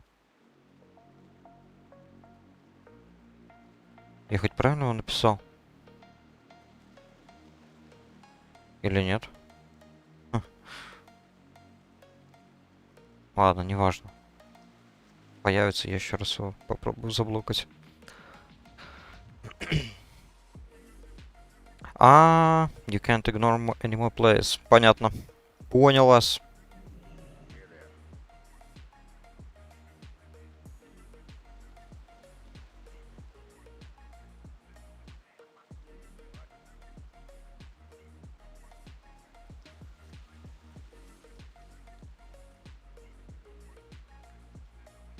Shift, левая кнопка мыши. Кстати, не пробовал. В следующий раз попробую так сделать. Спасибо за совет. Так, получается, мне надо тогда кого-нибудь тут удалить. У меня же полный список. Большинство из этих игроков это голдселлеры, кстати.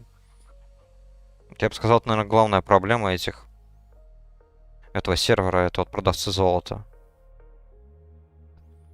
Так, вот этот игрок точно не продает золото. Вот этот вот черт меня выкинул из группы один раз, когда мы собирались идти в крепость серого клыка, или как там, Shadow and Keep. Он просто меня кикнул из-за того, что я сказал, что может быть я буду нидить там один нагрудник с рарного босса. И все. И меня тут же кикнули.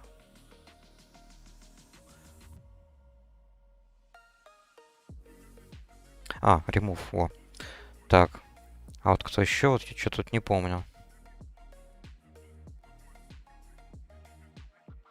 Вот этот вот идиот меня попытался загангать. Со своим братком-друидом. Друида я успел убить, а вот разбойника нет.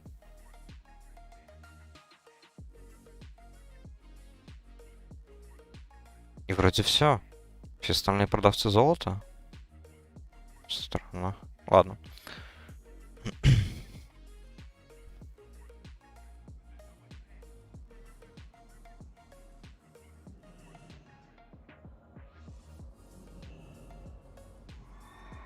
Чат гильдии, конечно, любит бороться. Иначе с продавцами золота. Тупо спамят слово му. У каждого своя борьба. Так, 2 здесь, 1 там.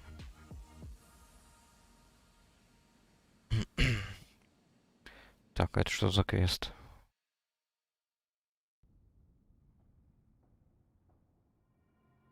Интересно.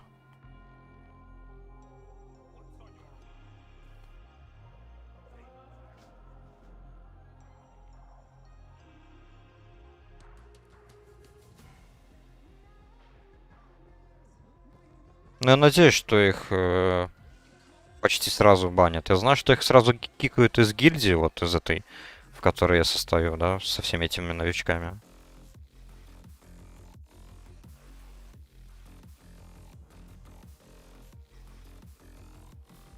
Угу. Так, квест на Тонарис, отлично, беру.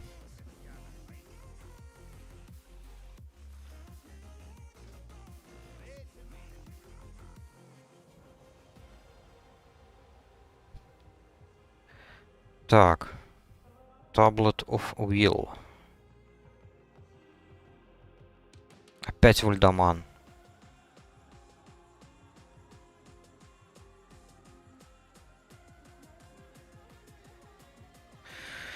Ладно, для галочки возьму, но в данж я вряд ли пойду. Уж сильно я не люблю ульдаман. 2 или 3 часа там сидеть, долбить всех мобов.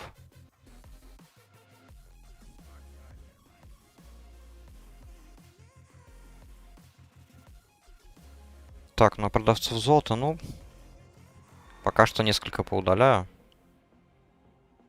Ладно, давайте пофиг первых. Посмотрим. Ну, хотя, ладно. Вот так вот пока что сделаю, а там посмотрим.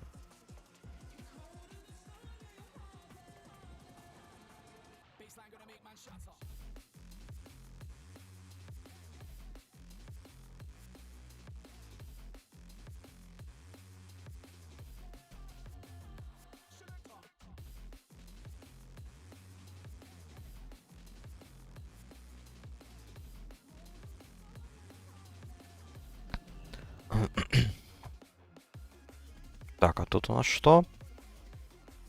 Ice on the price.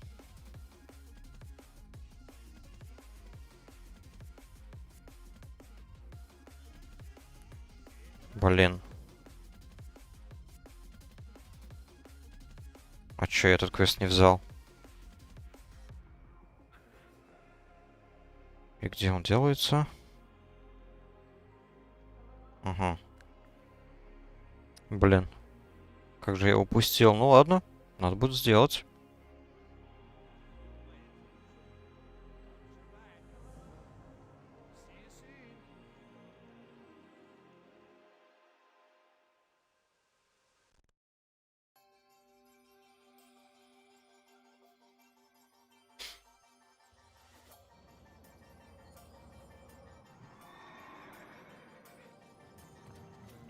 Так.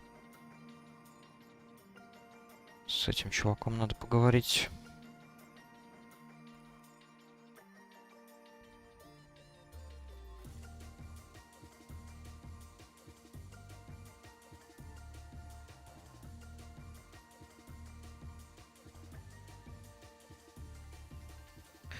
Да, в принципе, наверное, не знаю. Ну, лучше пропущу все-таки.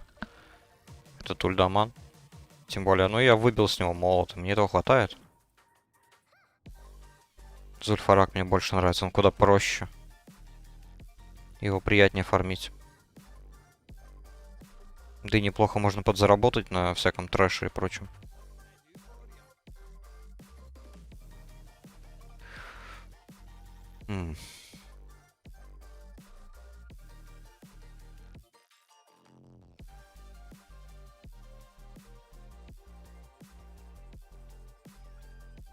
Сложно. Нафиг. Пока не буду брать.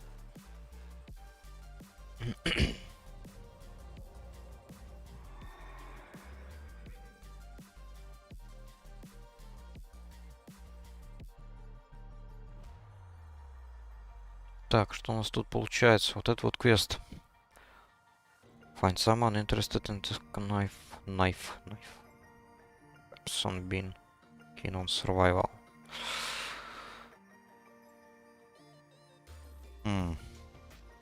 А где это?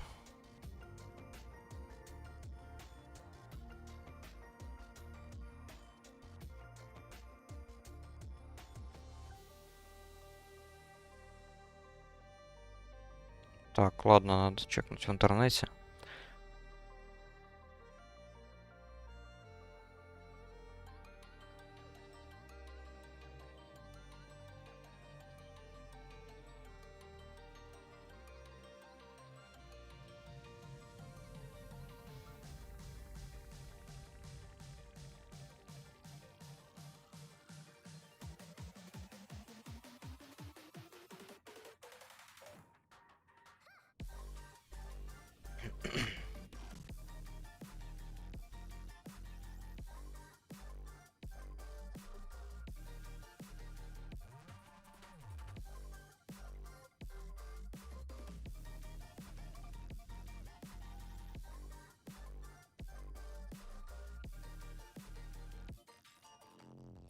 Вообще непонятно.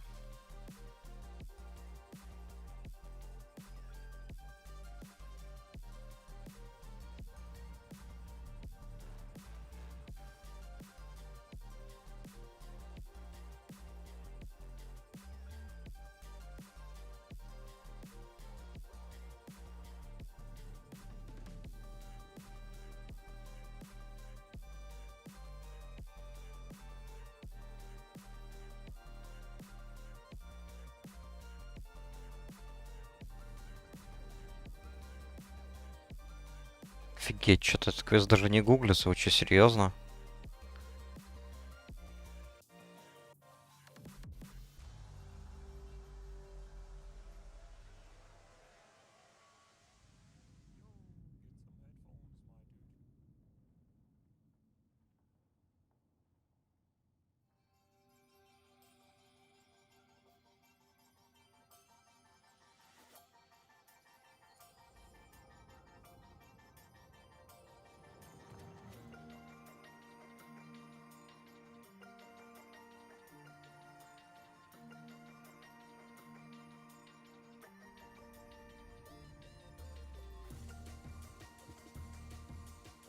Охренеть, даже загуглить нельзя толком.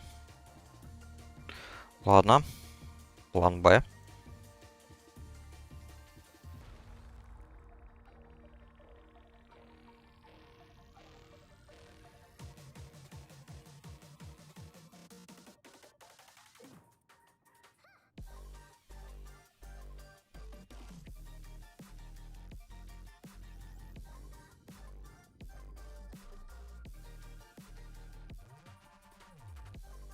Может быть, кто-то из гильдии знает.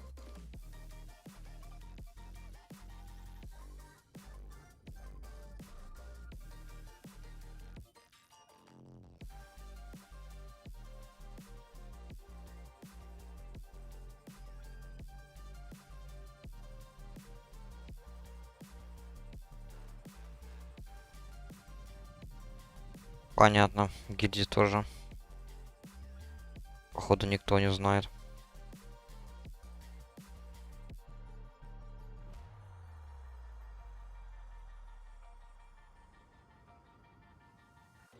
Так, ну типа, как это понять? Я понял то, что это нужно сдавать тем ребятам, которые обучают survival. Но где они находятся?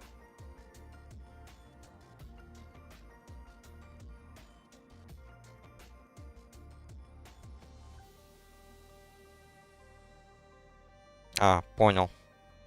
Наконец-то. Да, стоило догадаться то, что это во Вьетнаме находится.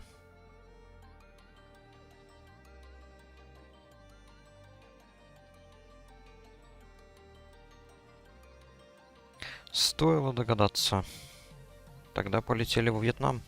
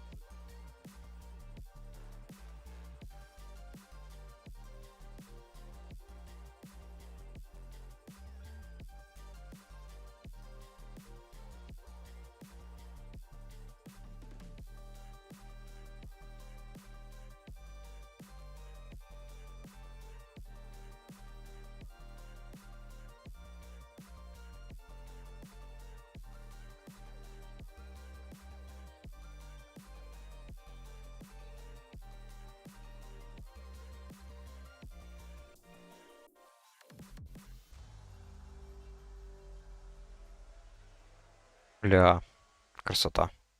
Прикольные клинки.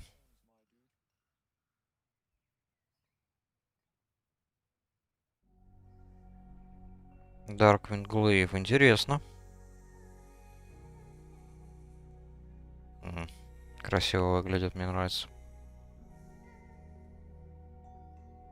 Можно закосить под охотника на демонов. Классно.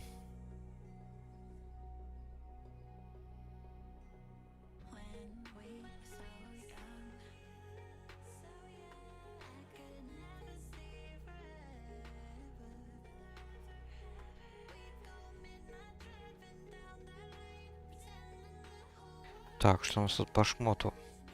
Ботиночки. Так, есть какие-то. Спирит. Отлично. У меня тут интеллект и спирит. Все, меняем. 9 интеллект, 8 спирит. Так, понятно, фигня. Продаем. Все остальное пересылаем.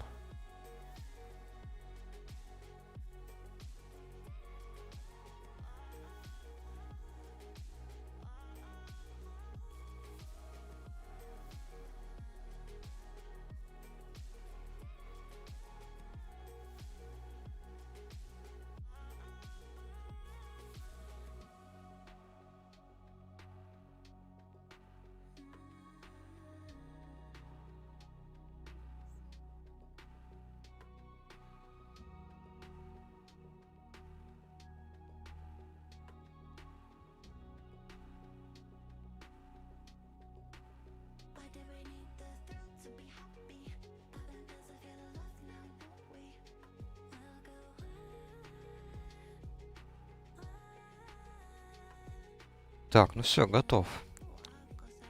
Теперь можно лететь.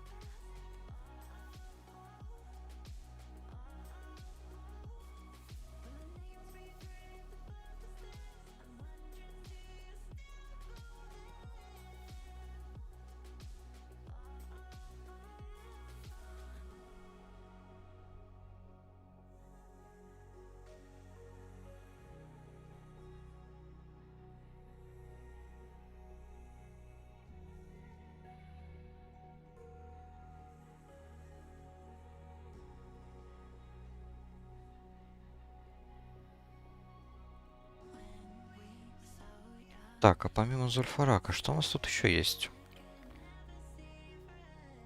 СТ. Блин. И Марадон до Зульфарака. Да ну нафиг. Не, ну Марадон, хоть он в классике тоже довольно долгий. Наверное, даже самое долгое подземелье. Хотя не, БРД еще дольше. Но в Марадон сходить надо. Хотя бы разок квестран. Программа максимум, думаю, для меня будет выбить вот это вот колечко. Хотя и само оружие здесь тоже неплохое. Да, оно лучше. Я бы сказал, в целом оно лучше. Штанишки тоже хорошие.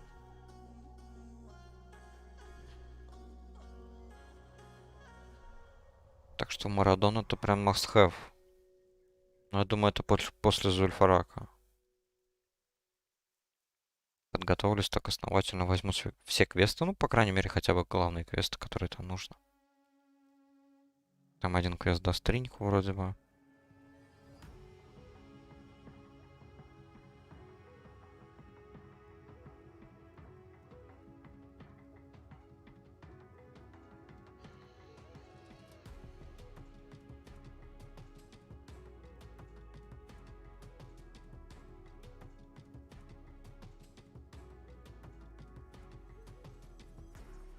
Да, я смотрю, правда, ножичек там бис для кастеров. Вот почему за ним так все гоняются. Тут же не при ударе, а при касте. Есть шанс ударить врага еще на 100 урона. И восстановить 100 маны. Неплохо.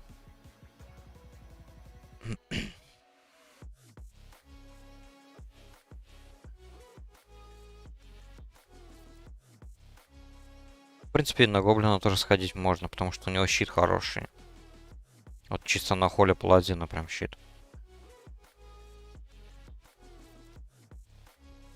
Меч чисто для галочки можно взять тоже на холле паладина. Хотя он сойдет и для прот паладина. Чисто для ОЕ фарма.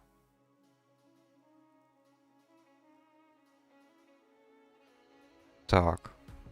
Босс голем. Перчатки. Перчатки неплохо, да, у меня все-таки там зеленые эти перчатки.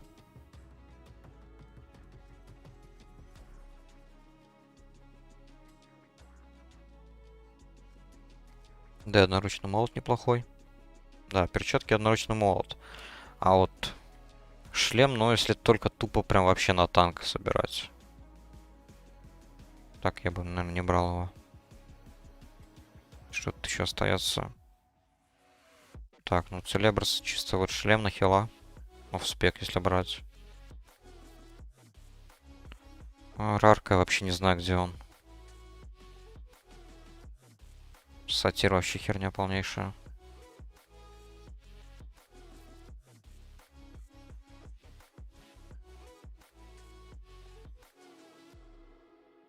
Так. И что у нас тут остается? Тоже чисто на хила. Ботинки. Понятно. Ну да, Марадон прям must have.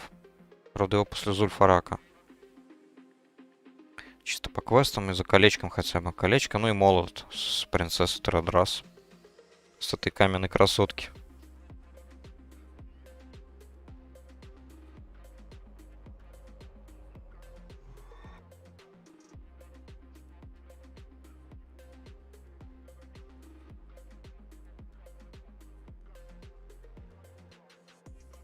Так, что у нас тут?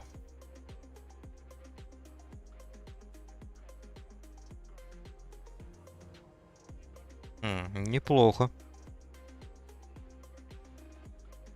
Только это ножик. Ну ладно. И получается, здесь тренер выживания, новой профессии, которая есть на сервере. Прикольно.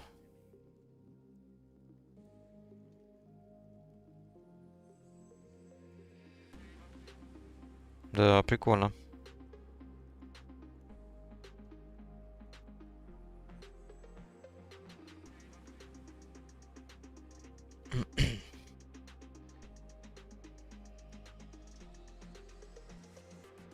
Так, ну да ладно. Теперь надо возвращаться обратно.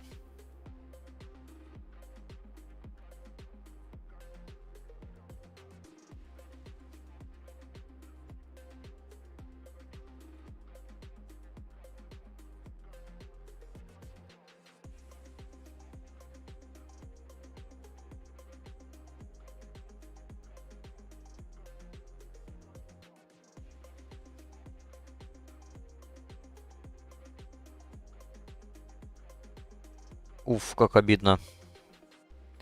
Игрок бляха-муха. На 40-м левеле пал. Хардкор челлендж. Вот только меня интересует, как он пал перед лордом Алиданом Перенольдом. Это откуда его взяли? Он же по лору давно помер. Неужели это андед какой-то? Что самый предатель, один из предателей королевства людей.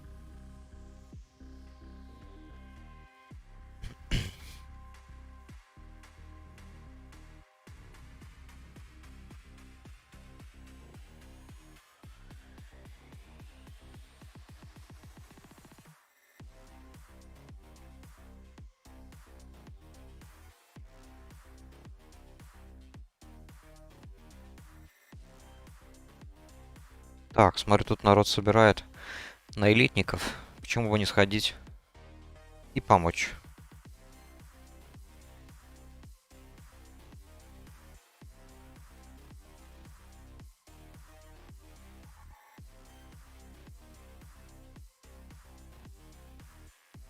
Вообще без проблем. Почему бы не помочь товарищам?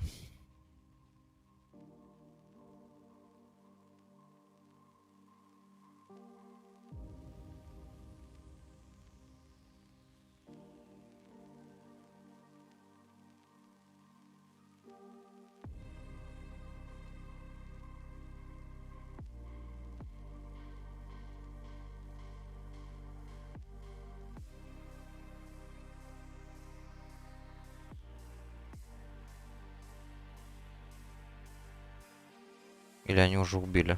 Нафига не приглашали тогда меня?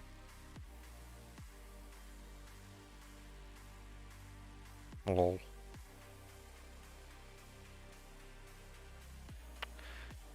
Отлично, блин, предлагаешь помощь людям. Ну ладно. Нет-то нет.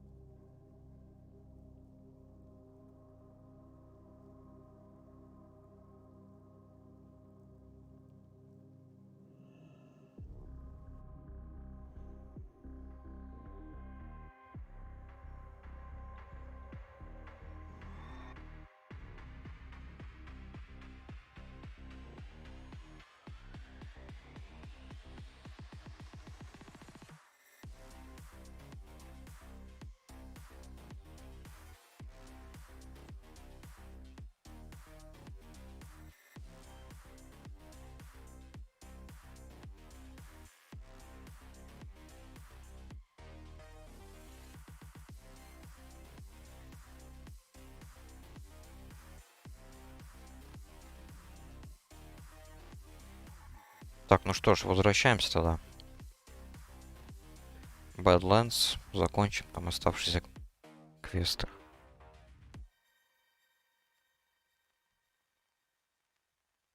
А, блин.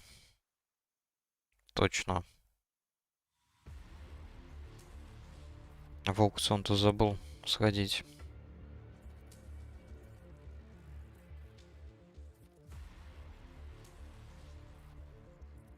Так, интересно, а если я перезайду? Сохранится ли маршрут полета или нет?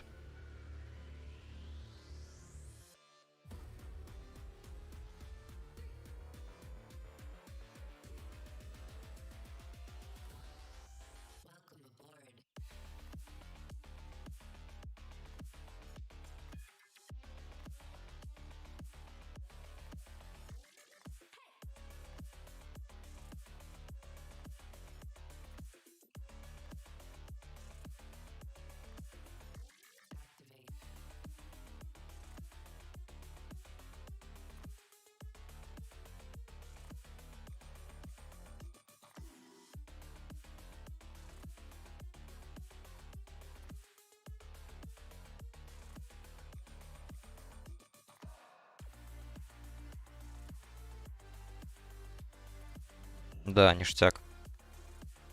Пришлось всего лишь перезайти. И маршрут полета изменился. Так вроде всегда работало.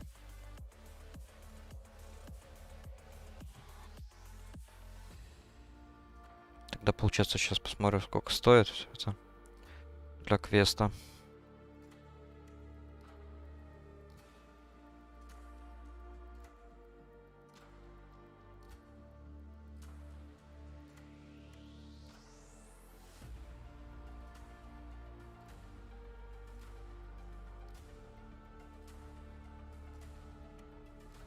Так, ну это фигня. Сойдет. Так, а второе, что там надо было? Угу.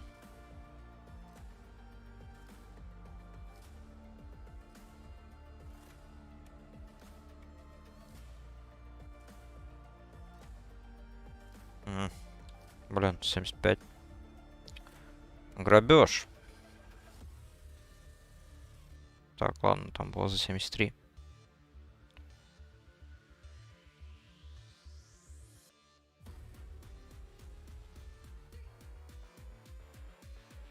Так, что еще там получается? Наручи.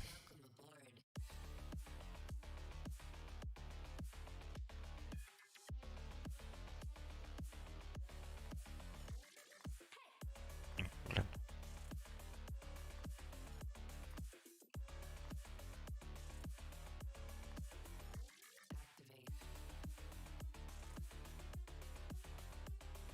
Так долго ищет, серьезно? О, другое дело. Ну, тоже дешево. Нормально. Почему бы не купить, чтобы сделать квест?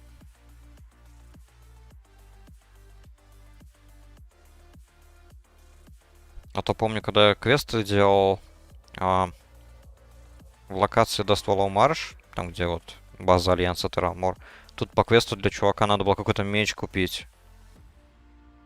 А он там в аукционе стоит несколько голды. Вот для этого вот, ну как-то было жалко отдавать. За пару тысяч экспы. Там, по-моему, 7 голды стоит меч какой-то или еще дороже. Его нафиг. Я просто взял, отменил квест.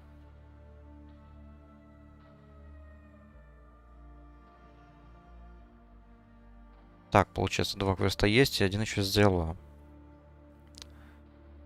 Так, этот элитный вообще будет тяжело сделать, надо будет группу собирать.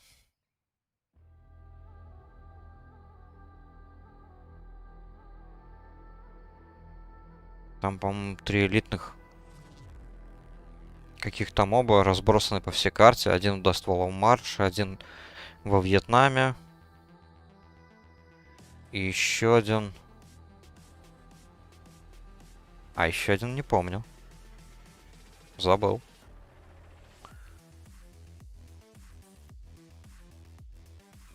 Альтеракские горы. Точно, это Огр. Огр в руинах, который живет.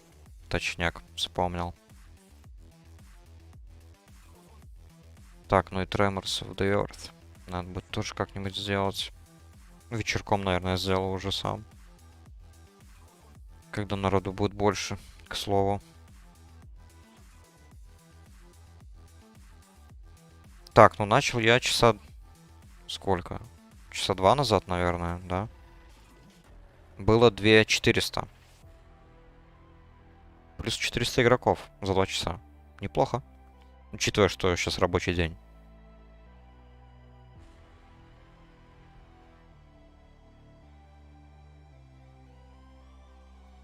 Так, это квест у нас Танарис идет. Это я, по-моему, помню, как делать надо. Это легко. А вот эти, скорее всего, отменю. Что в Ульдаман я не горю желанием идти второй раз. Трата времени. Ну и квест на Зульфарак. Тогда, наверное, следующий стрим уже пойду туда. Скорее всего. Квесты в Танарисе и, соответственно, данж сам.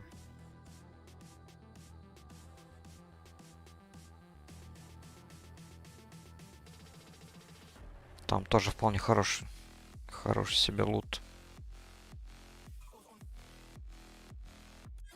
Вот эти вот наплечники хорошие. Обязательно хочу выбить. Да и шапка, в принципе, неплохая.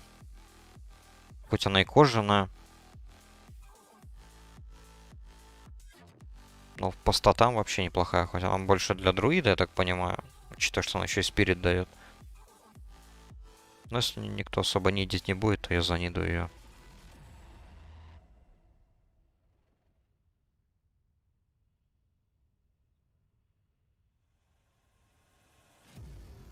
Но все же главная цель это вот эта. Вот эта вот штучка. Которую я, правда, скорее всего, не получу. Не знаю. Хотя раз 10, наверное, похожу в этот данж, пока совсем не надоест. Все равно, наверное, не выбью. Учитывая, какой дроп рейт у мечей. 1,7. И 2,1. Блин.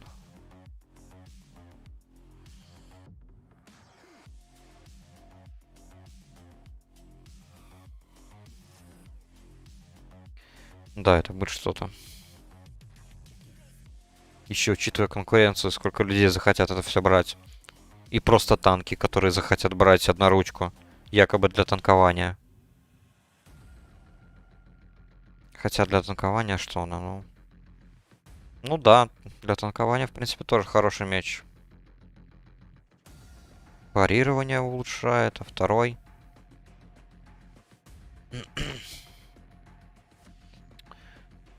Второй еще и абсорбирует урон. Фига себе. Ну да. Мечи для танка вообще хороши тоже.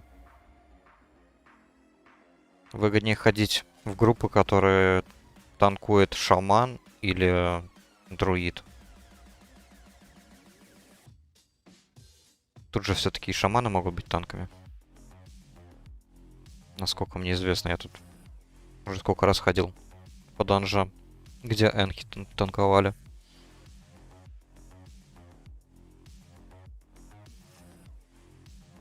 И я бы сказал, весьма успешно.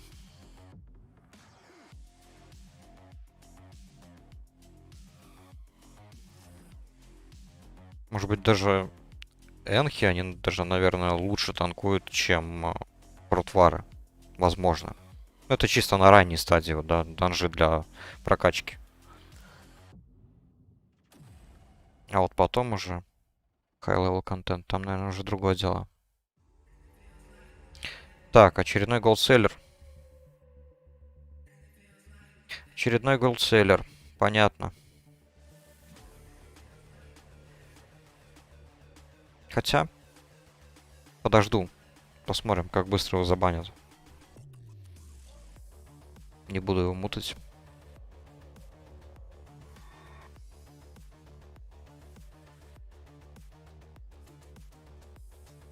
Так, ну он разок проспамил. Вот свои сообщения. Все.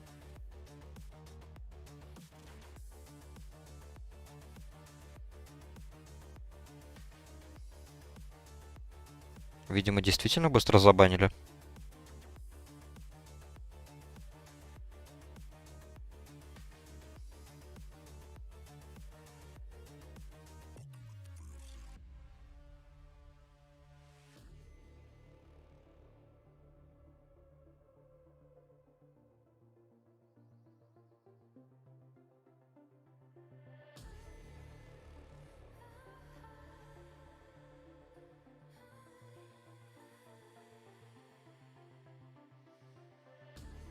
Очередной хардкорщик пал. Пресеф. Venom Warrior. Очередной воин.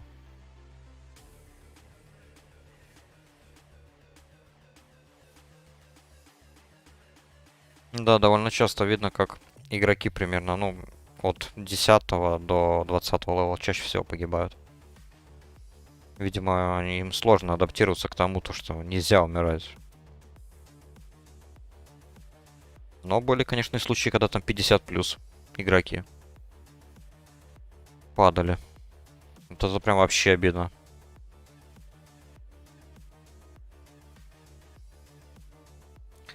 Так. По квесту мне нужно туда направо.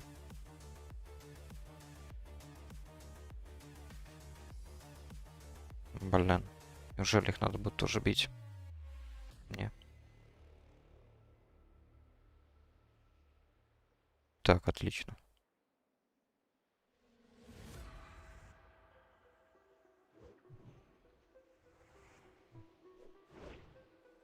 Ну тут просто фармить чуваков. Изи.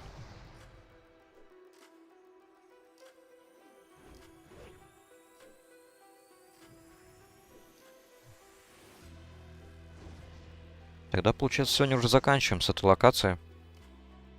Элитный квест я уже как-нибудь сам, не знаю. Соберу группу вечером. Сделаю.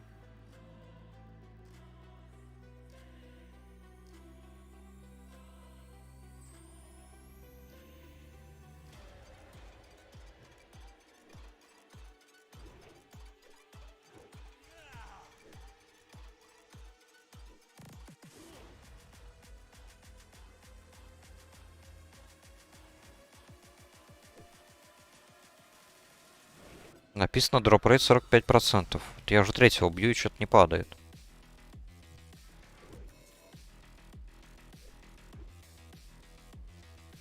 Ну вот, наконец-то первое.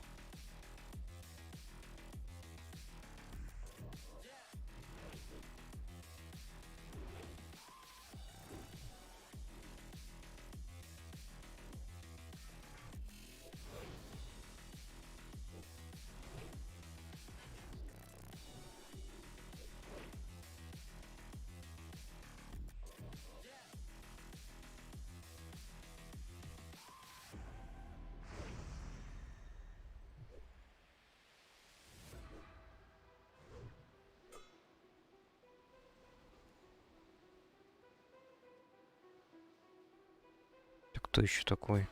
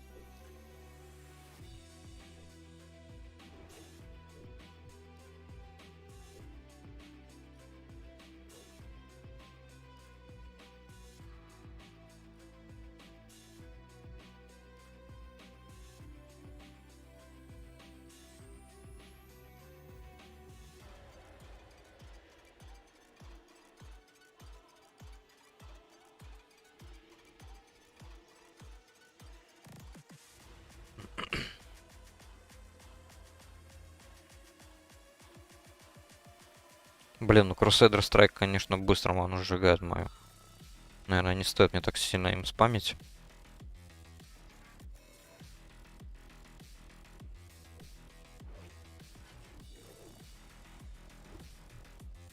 Думаю, его вполне хватает чисто для босс-файтов, наверное, или там элитного моба, чтобы завалить. А вот так лучше не спамить, одного раза хватит.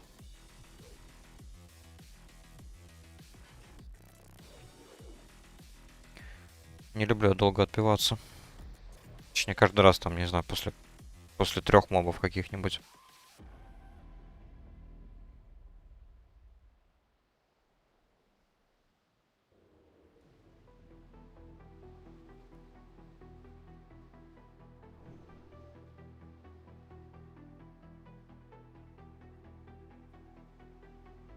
Понятно. Уже зачистили.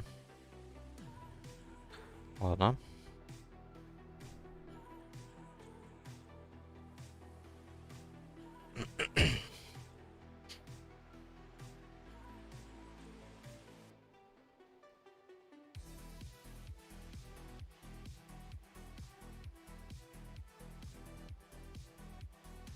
Получается, раньше всех заспаунится где-то здесь. Один шахтер. Он был возле входа.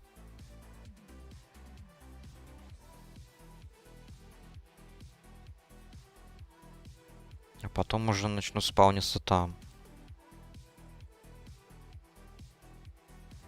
Блин. Ждать или нет?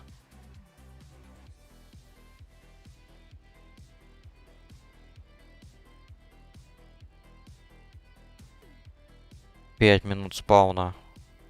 Ё-моё. Не, ладно. Пока скипну. Пойду сдам те 2 квеста, для которых я покупал вещи с аукциона.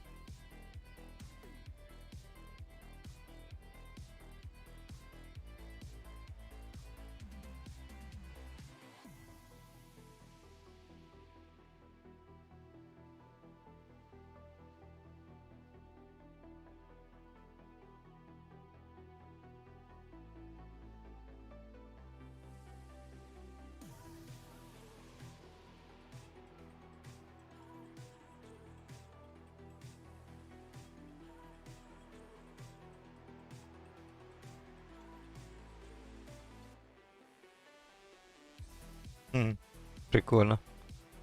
Чувак в чате написал. Заспаунился какой-то элитный монстр тут.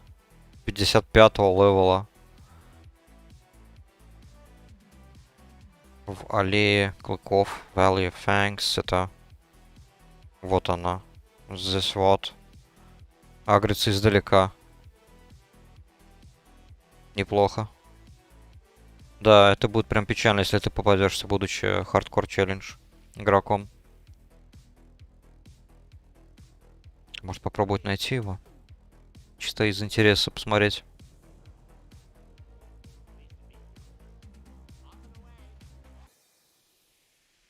Что это там за элитник такой?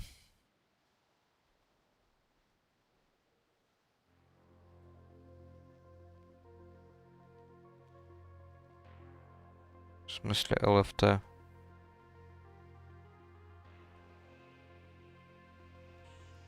Первый канал сменили на ЛФТ. Блин.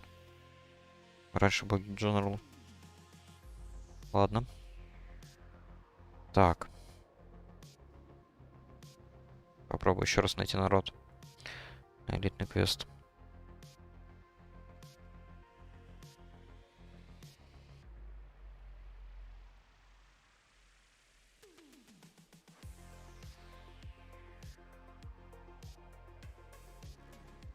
Так, Valley of Fangs. Это получается здесь.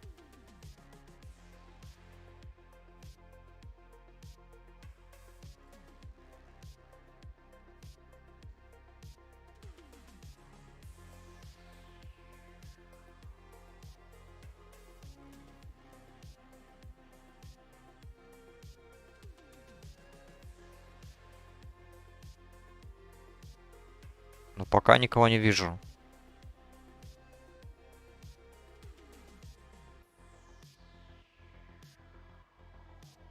То есть я предполагаю, то, что это какой-то дракон элитный.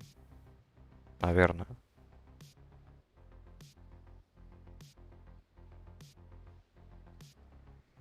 Но что-то я не вижу нигде его. А, во! Какой-то элитный. Но он там про кого-то другого говорил. А, не. Вот это, да, Зари. Зари Котл. 55-й элитный моб. Вот тут ворона.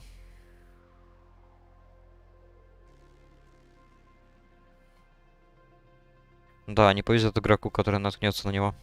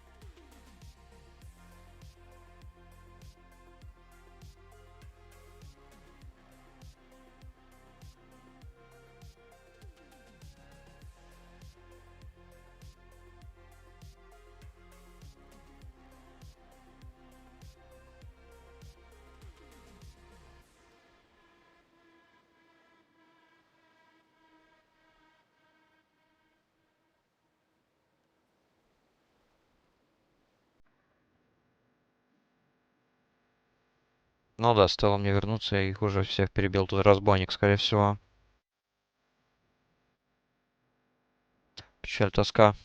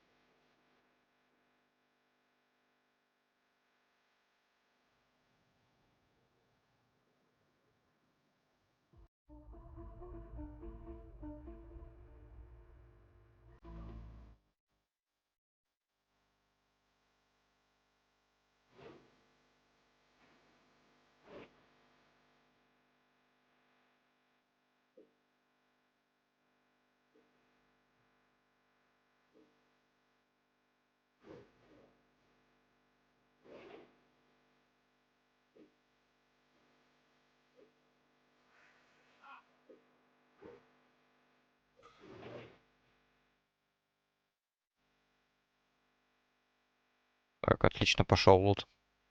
Практически с каждого.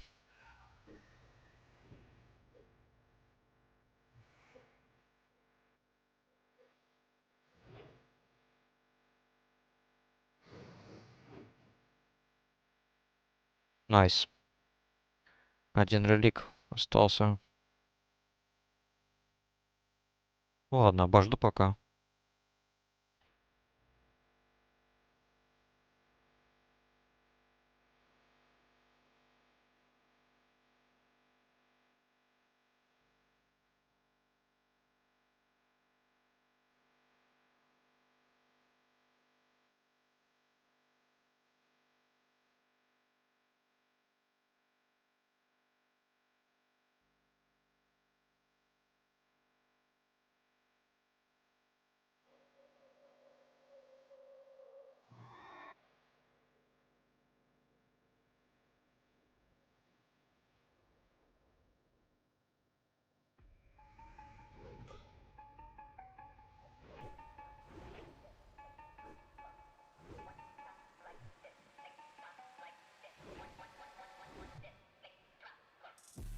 Все, отлично, есть. Неплохо так, кстати, ощущается сила паладина, когда он приоделся. Когда есть хорошие шмотки. Скелется неплохо. Ну и когда, конечно, еще печать повиновения прокает. И не приходится тупо автоатаками драться.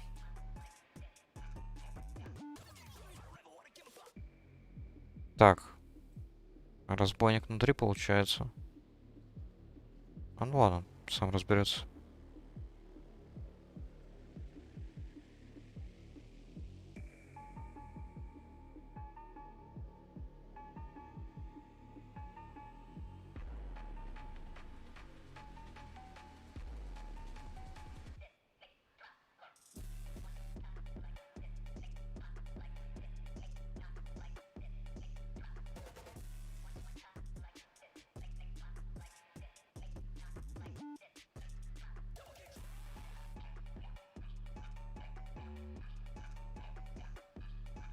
Блин, как же звали этого паладина?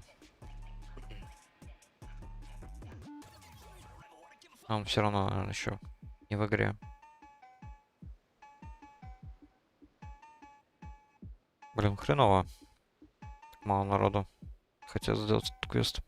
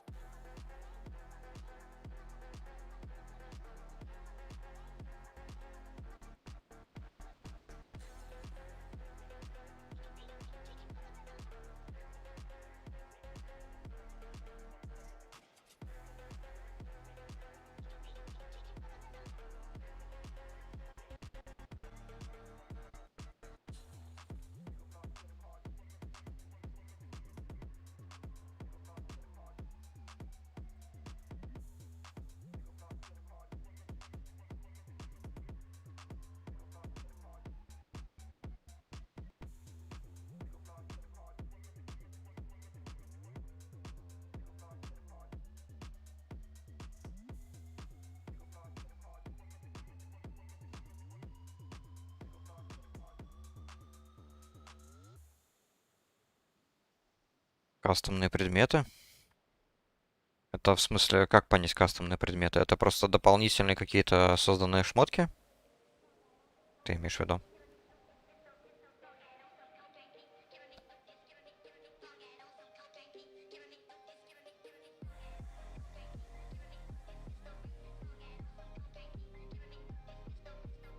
А я сейчас зайду на сайт, посмотрю, что там. Может быть, есть какая-то база данных. Если ты про дополнительный лут, который они создали, то да, конечно, там полным-полно. Даже в данжах, допустим, добавили различного нового лута. Особенно в те данжи, которые более созданы для квестов, а не для лута. Допустим, та же тюрьма в Штормграде. Так, ну вот на сайте Turtle Wolf есть вкладка датабаза. Ну это прям поисковик. Э. Ну да, как найти то, что ты не знаешь, как найти. Точнее, ну, по названию. Так, а у меня, кстати, вот кольцо. Вот. У меня есть кольцо, это вот, допустим, созданное именно на сервере.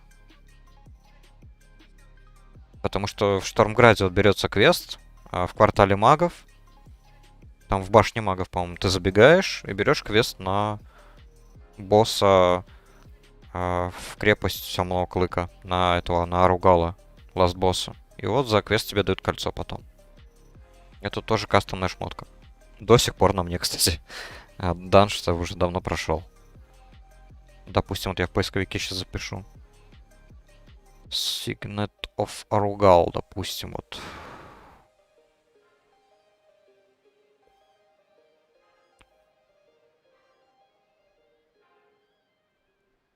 Ну да, если вот если знаешь название, то можно найти именно в самом поисковике.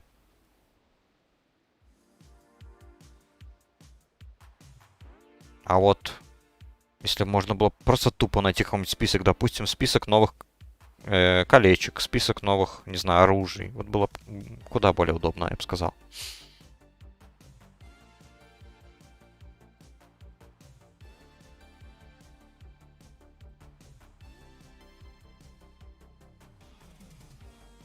Да, вижу вкладку. Арбор, допустим, да. Вот я ввел вот это вот колечко, и у меня, соответственно, Miscellaneous вышло. Потому что это как бы особенный предмет. Так, что у нас тут? Пока мне никто не написал. Так, еще раз заспамим. Ну, допустим, если мы перейдем вот в оружие и двуручные, допустим, двуручные молоты. Первое в списке сульфурос. Ну, тут да, тут уже полный список получается.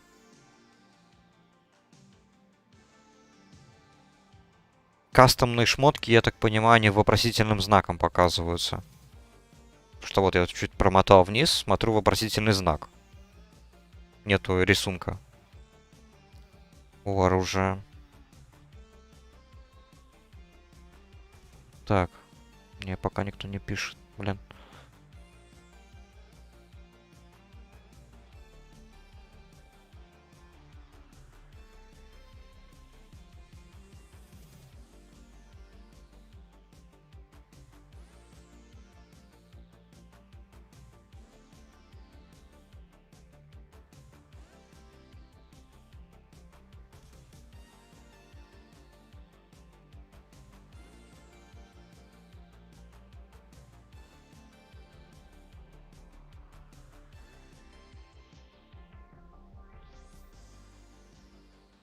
Low-level тринкеты. А, я вот, кстати, как-то видел игрока Орды, и у него была тринька. Она какой-то... Она там что-то повышала там чисто на 1%. То ли шанс хита, то ли крита. И вот я так и не понял, откуда он ее достал.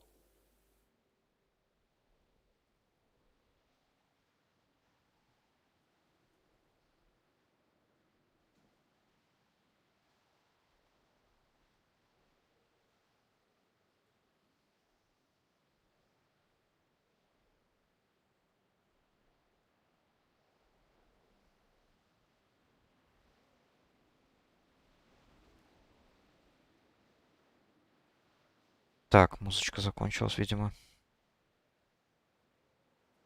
Ладно, включу что-нибудь из варкрафтовской темы.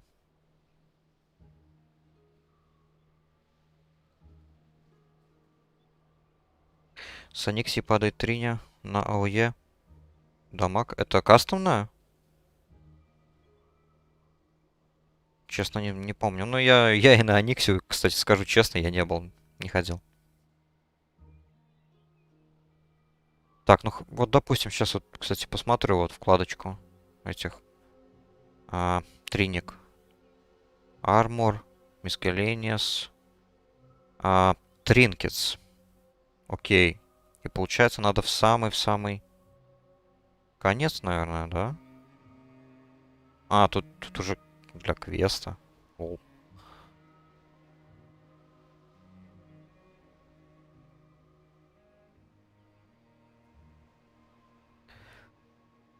М, Хорошо, допустим, привес. Да, они как-то немного иначе. А если отфильтровать по левелу?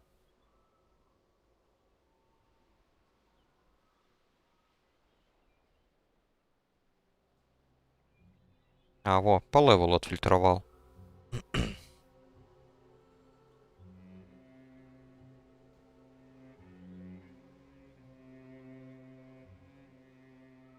Вот, кстати, нашел я эту триньку кастомную. Называется Тазанс Туск. Это для Орды, мне кажется. Она просто повышает 4 атак пауэра. Ну, это прям совсем для, я не знаю, для какого левела. Самого лоу левела триньки.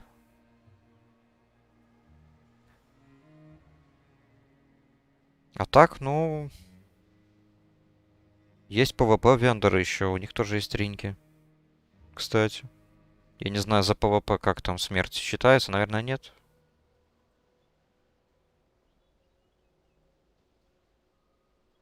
Допустим, тебе нужно просто это уже PvP в открыт... Хотя... А,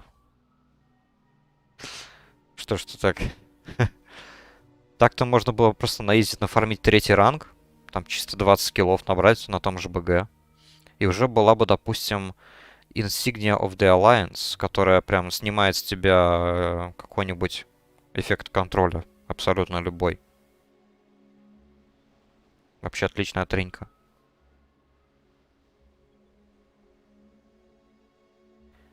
Так, что у нас тут в чате?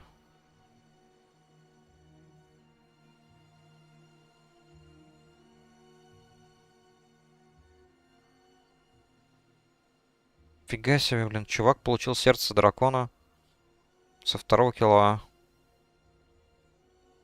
А я фармил 3 дня.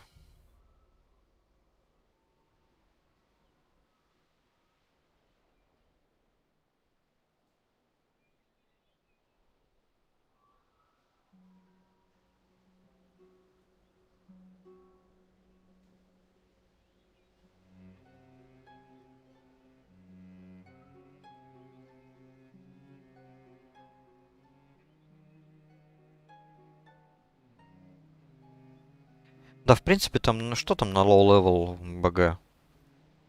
Я думаю, там сильно такого навыка не надо, там много способностей-то не будет.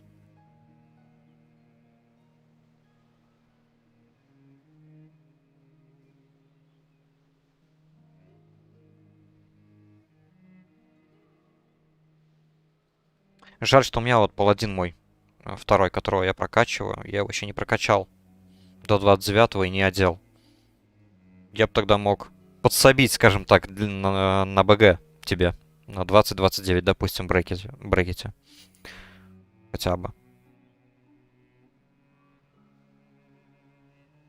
Тупо был бы карманным хиллером.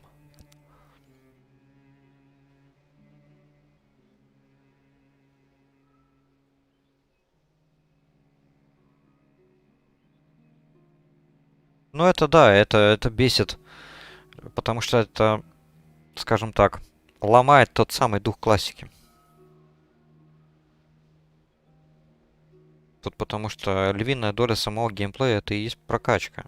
Пока ты прокачиваешься, ты открываешь локации, делаешь квестики, прокачиваешь профессии и так далее и тому подобное.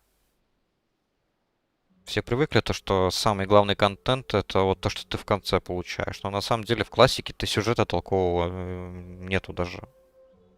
Здесь я разве что замечаю, есть эти ребята, которые используют два аккаунта, я так понимаю.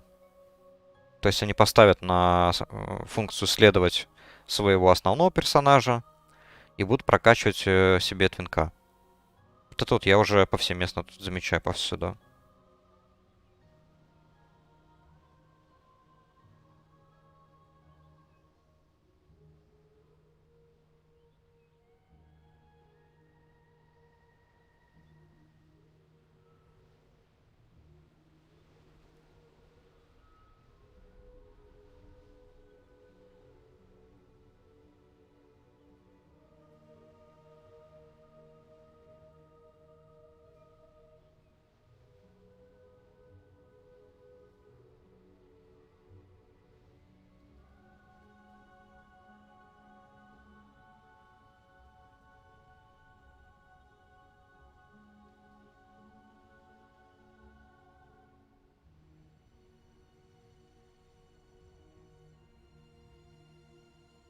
Да, давай, удачи. Я продолжу качаться. Да и скоро, наверное, тоже закончу уже. А то у меня тут стрим идет.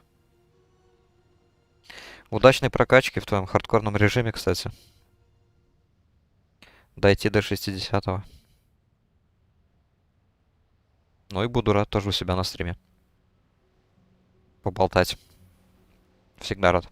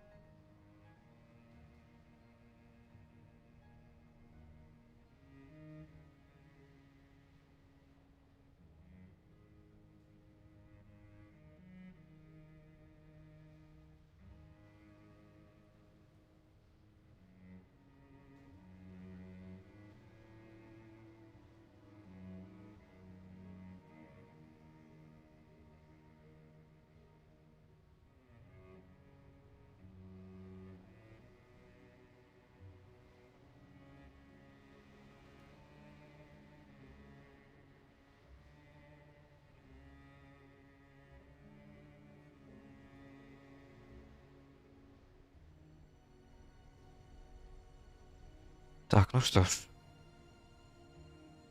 И вот я снова один на один. Ну, хоть кто-то заходит.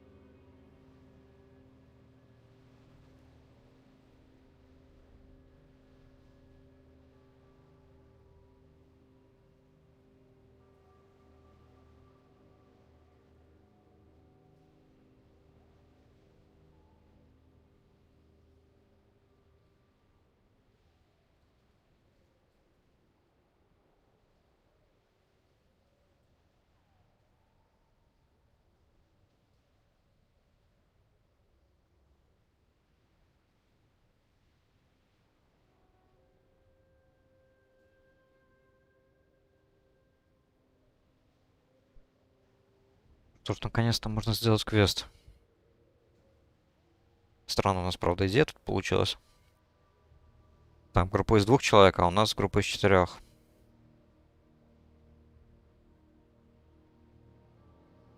Будем помогать друг другу.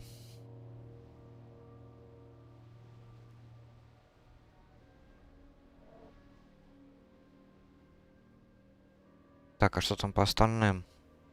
Дон Марок, Wetlands, окей. Скоро уже подойдут.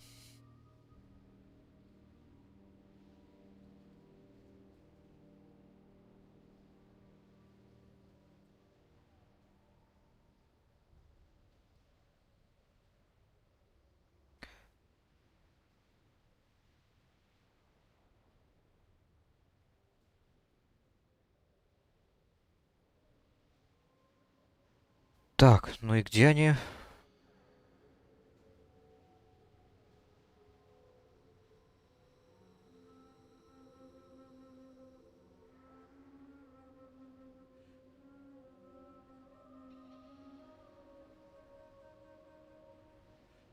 Так, во, вижу паладина. Окей, отлично. Это значит, вот с ними мы скооперируемся.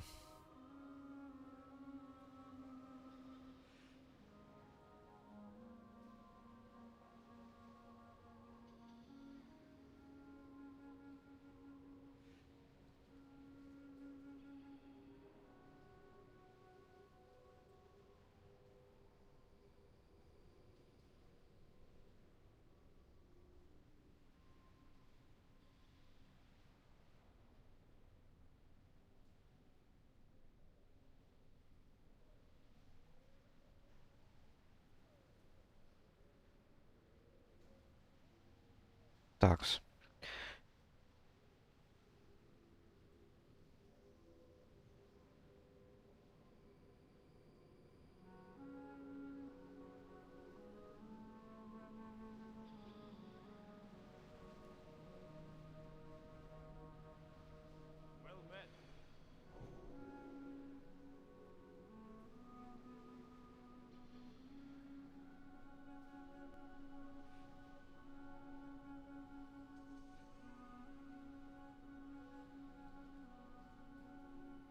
так в смысле, куда они идут? Блин.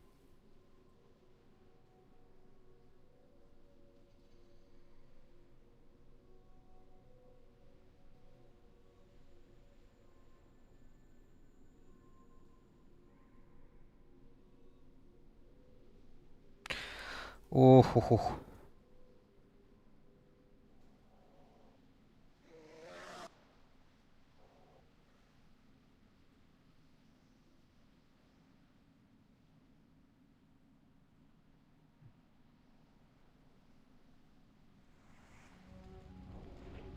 Лок, конечно, блин, взял да затроллил. Хотя он... Ладно, справимся, надеюсь, что справимся.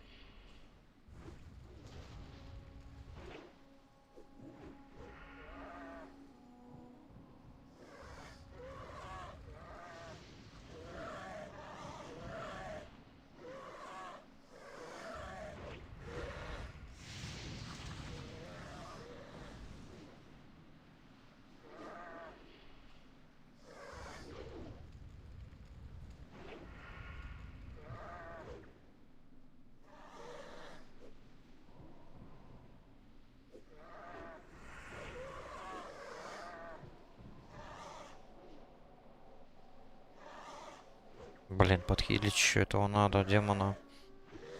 Блин, Лок затроллил, просто взял да сагрил с этим дебильных драконов. Я еще даже бафнуть никого не успел.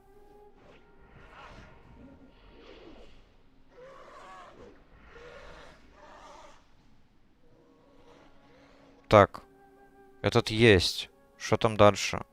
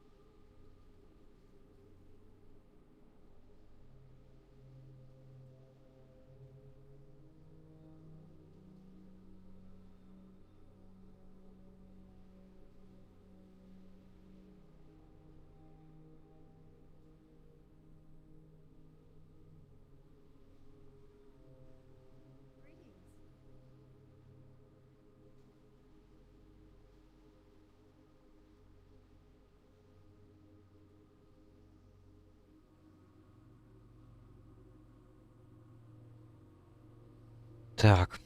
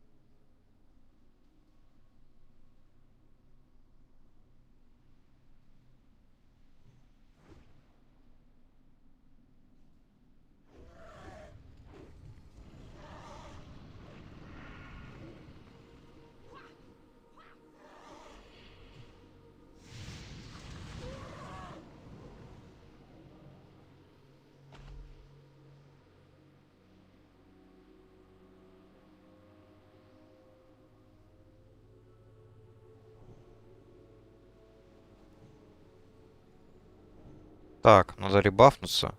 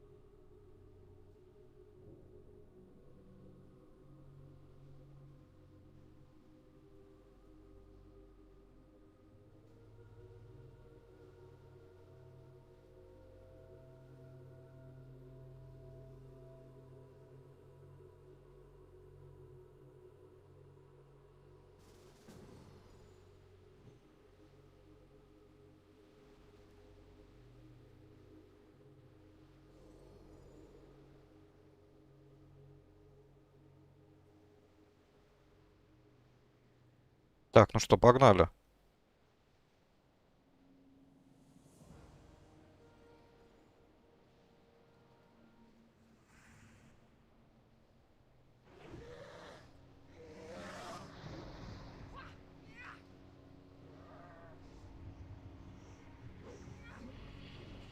Понятно.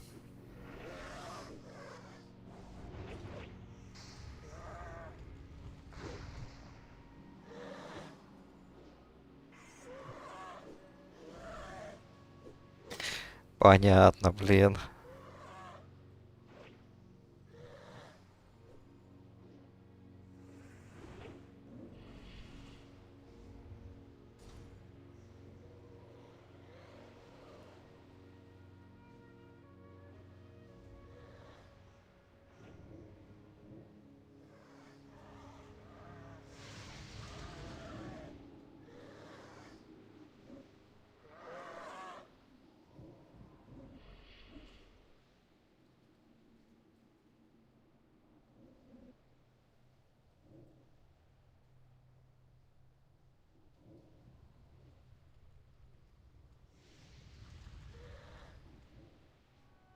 Блин, он тупой или что?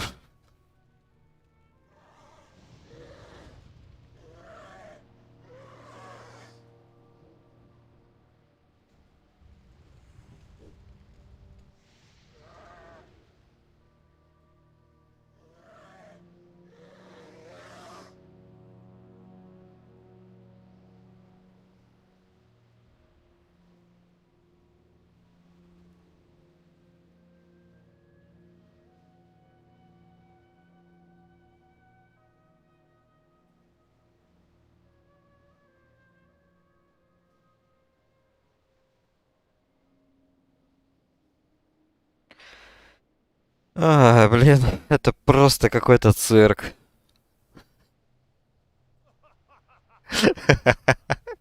Просто чувак он не может нормально залосать. Не, ну он реально троллит. А ведь я квесту эти шмотки сдал. Камни. Заюзал.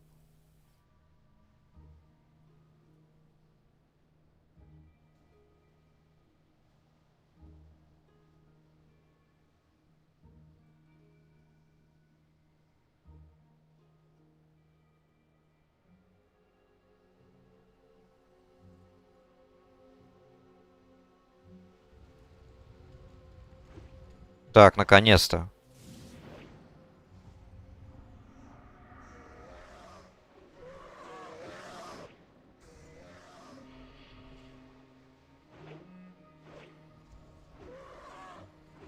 Додумался. Что там локал был? Просто залосал? Да, залосал.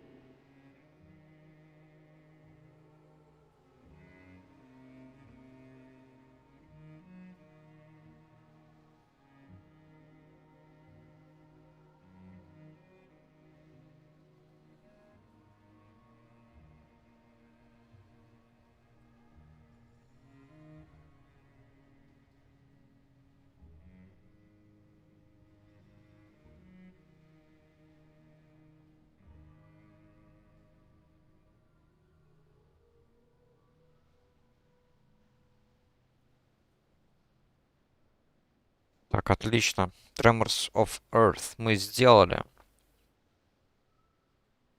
Хоть как-то.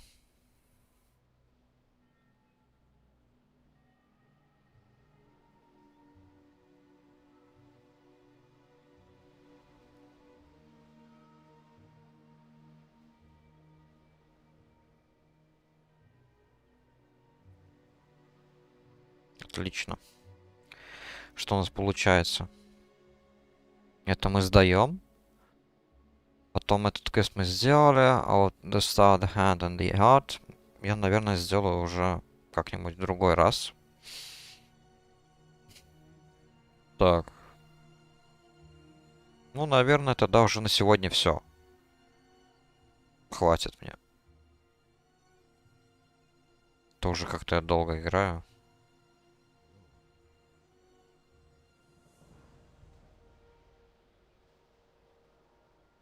Так, ну нагрудник у меня норм нагрудник. Поэтому я возьму шею.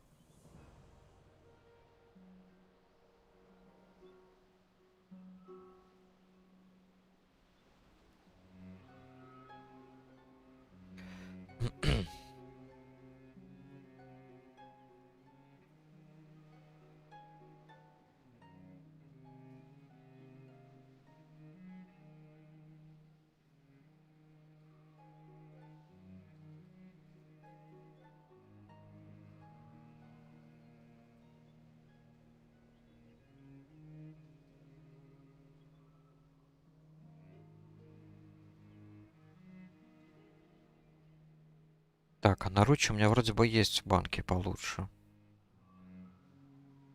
А вот шея нет. Шея у меня как раз, по-моему, чуть-чуть похуже. Поэтому шею я, наверное, заменю.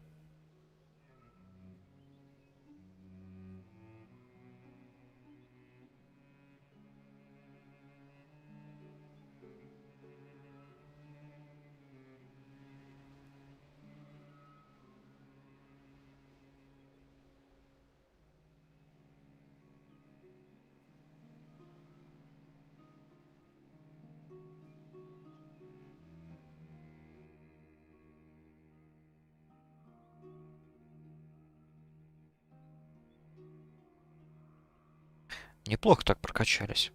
Чисто спокойно. Как я и начинал утром. Как я и говорил. Без всякого напряжения. Поделал квестики. Особо никуда бегать не приходилось. Причем квесты, по сути, уже, ну, вроде бы большая часть была уже зеленая. Зеленого качества, так сказать, да. Там мобы по квесту, они были там, ну, 36-го, 38-го левела уже, наверное. 38-го, да. Поэтому фигня. Полтора левела, по-моему, набрал. Потому что я был 44-й.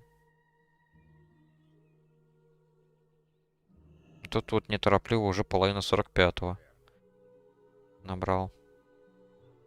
Так, сдавать сначала в Ironforge.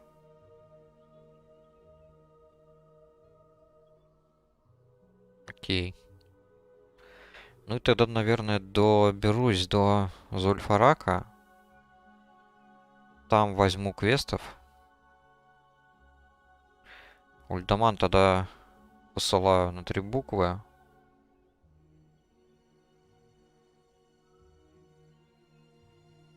Нафиг она мне не надо.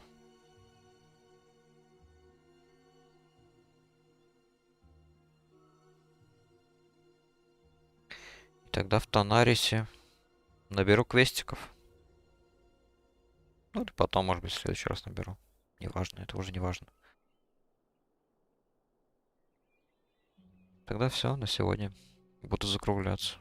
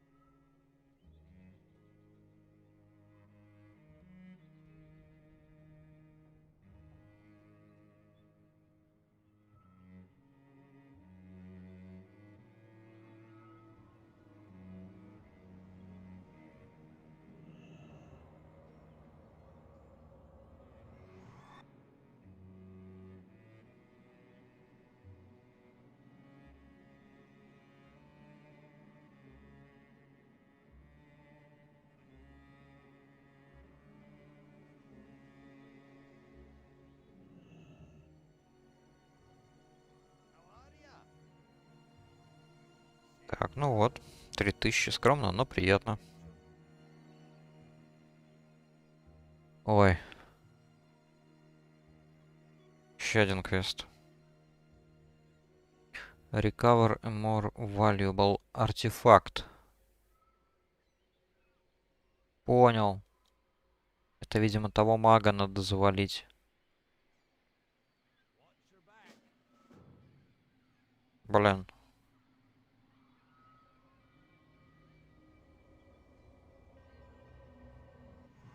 Ну не могу я так, конечно, да.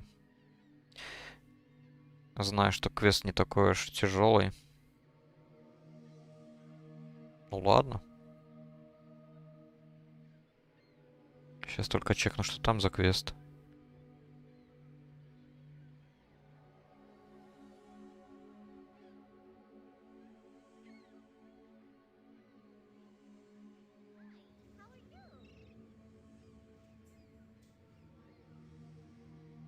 Угу. Интересно. Ладно. Но пока я туда не собираюсь. Пылающие степи еще рановато мне. Там все-таки 50 плюс. Я тупо не смогу.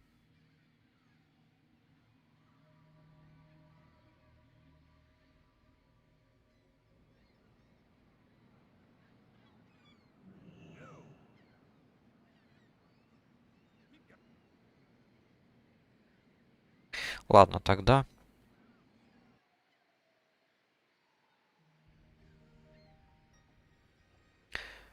Тогда доберусь до Толсамары и там выйду. На следующий раз уже тогда закончу. Наконец-то с этой локацией.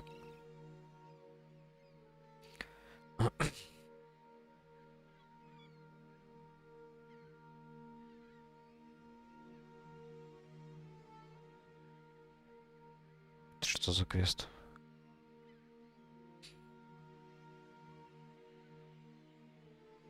А, это тот квест, который... Понял.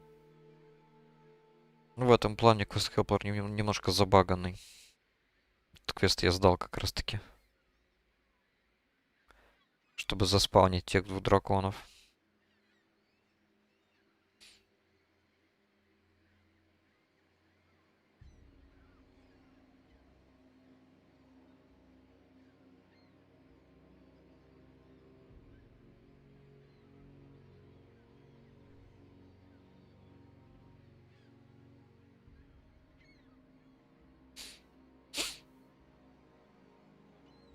Да, левел я, конечно, набираю, а вот шмотки потихоньку, но потихоньку уже, так сказать, стареют. Вот перчатки и ремень, вот, конечно, меня уже немножко опечаливают. Надо менять в срочном порядке.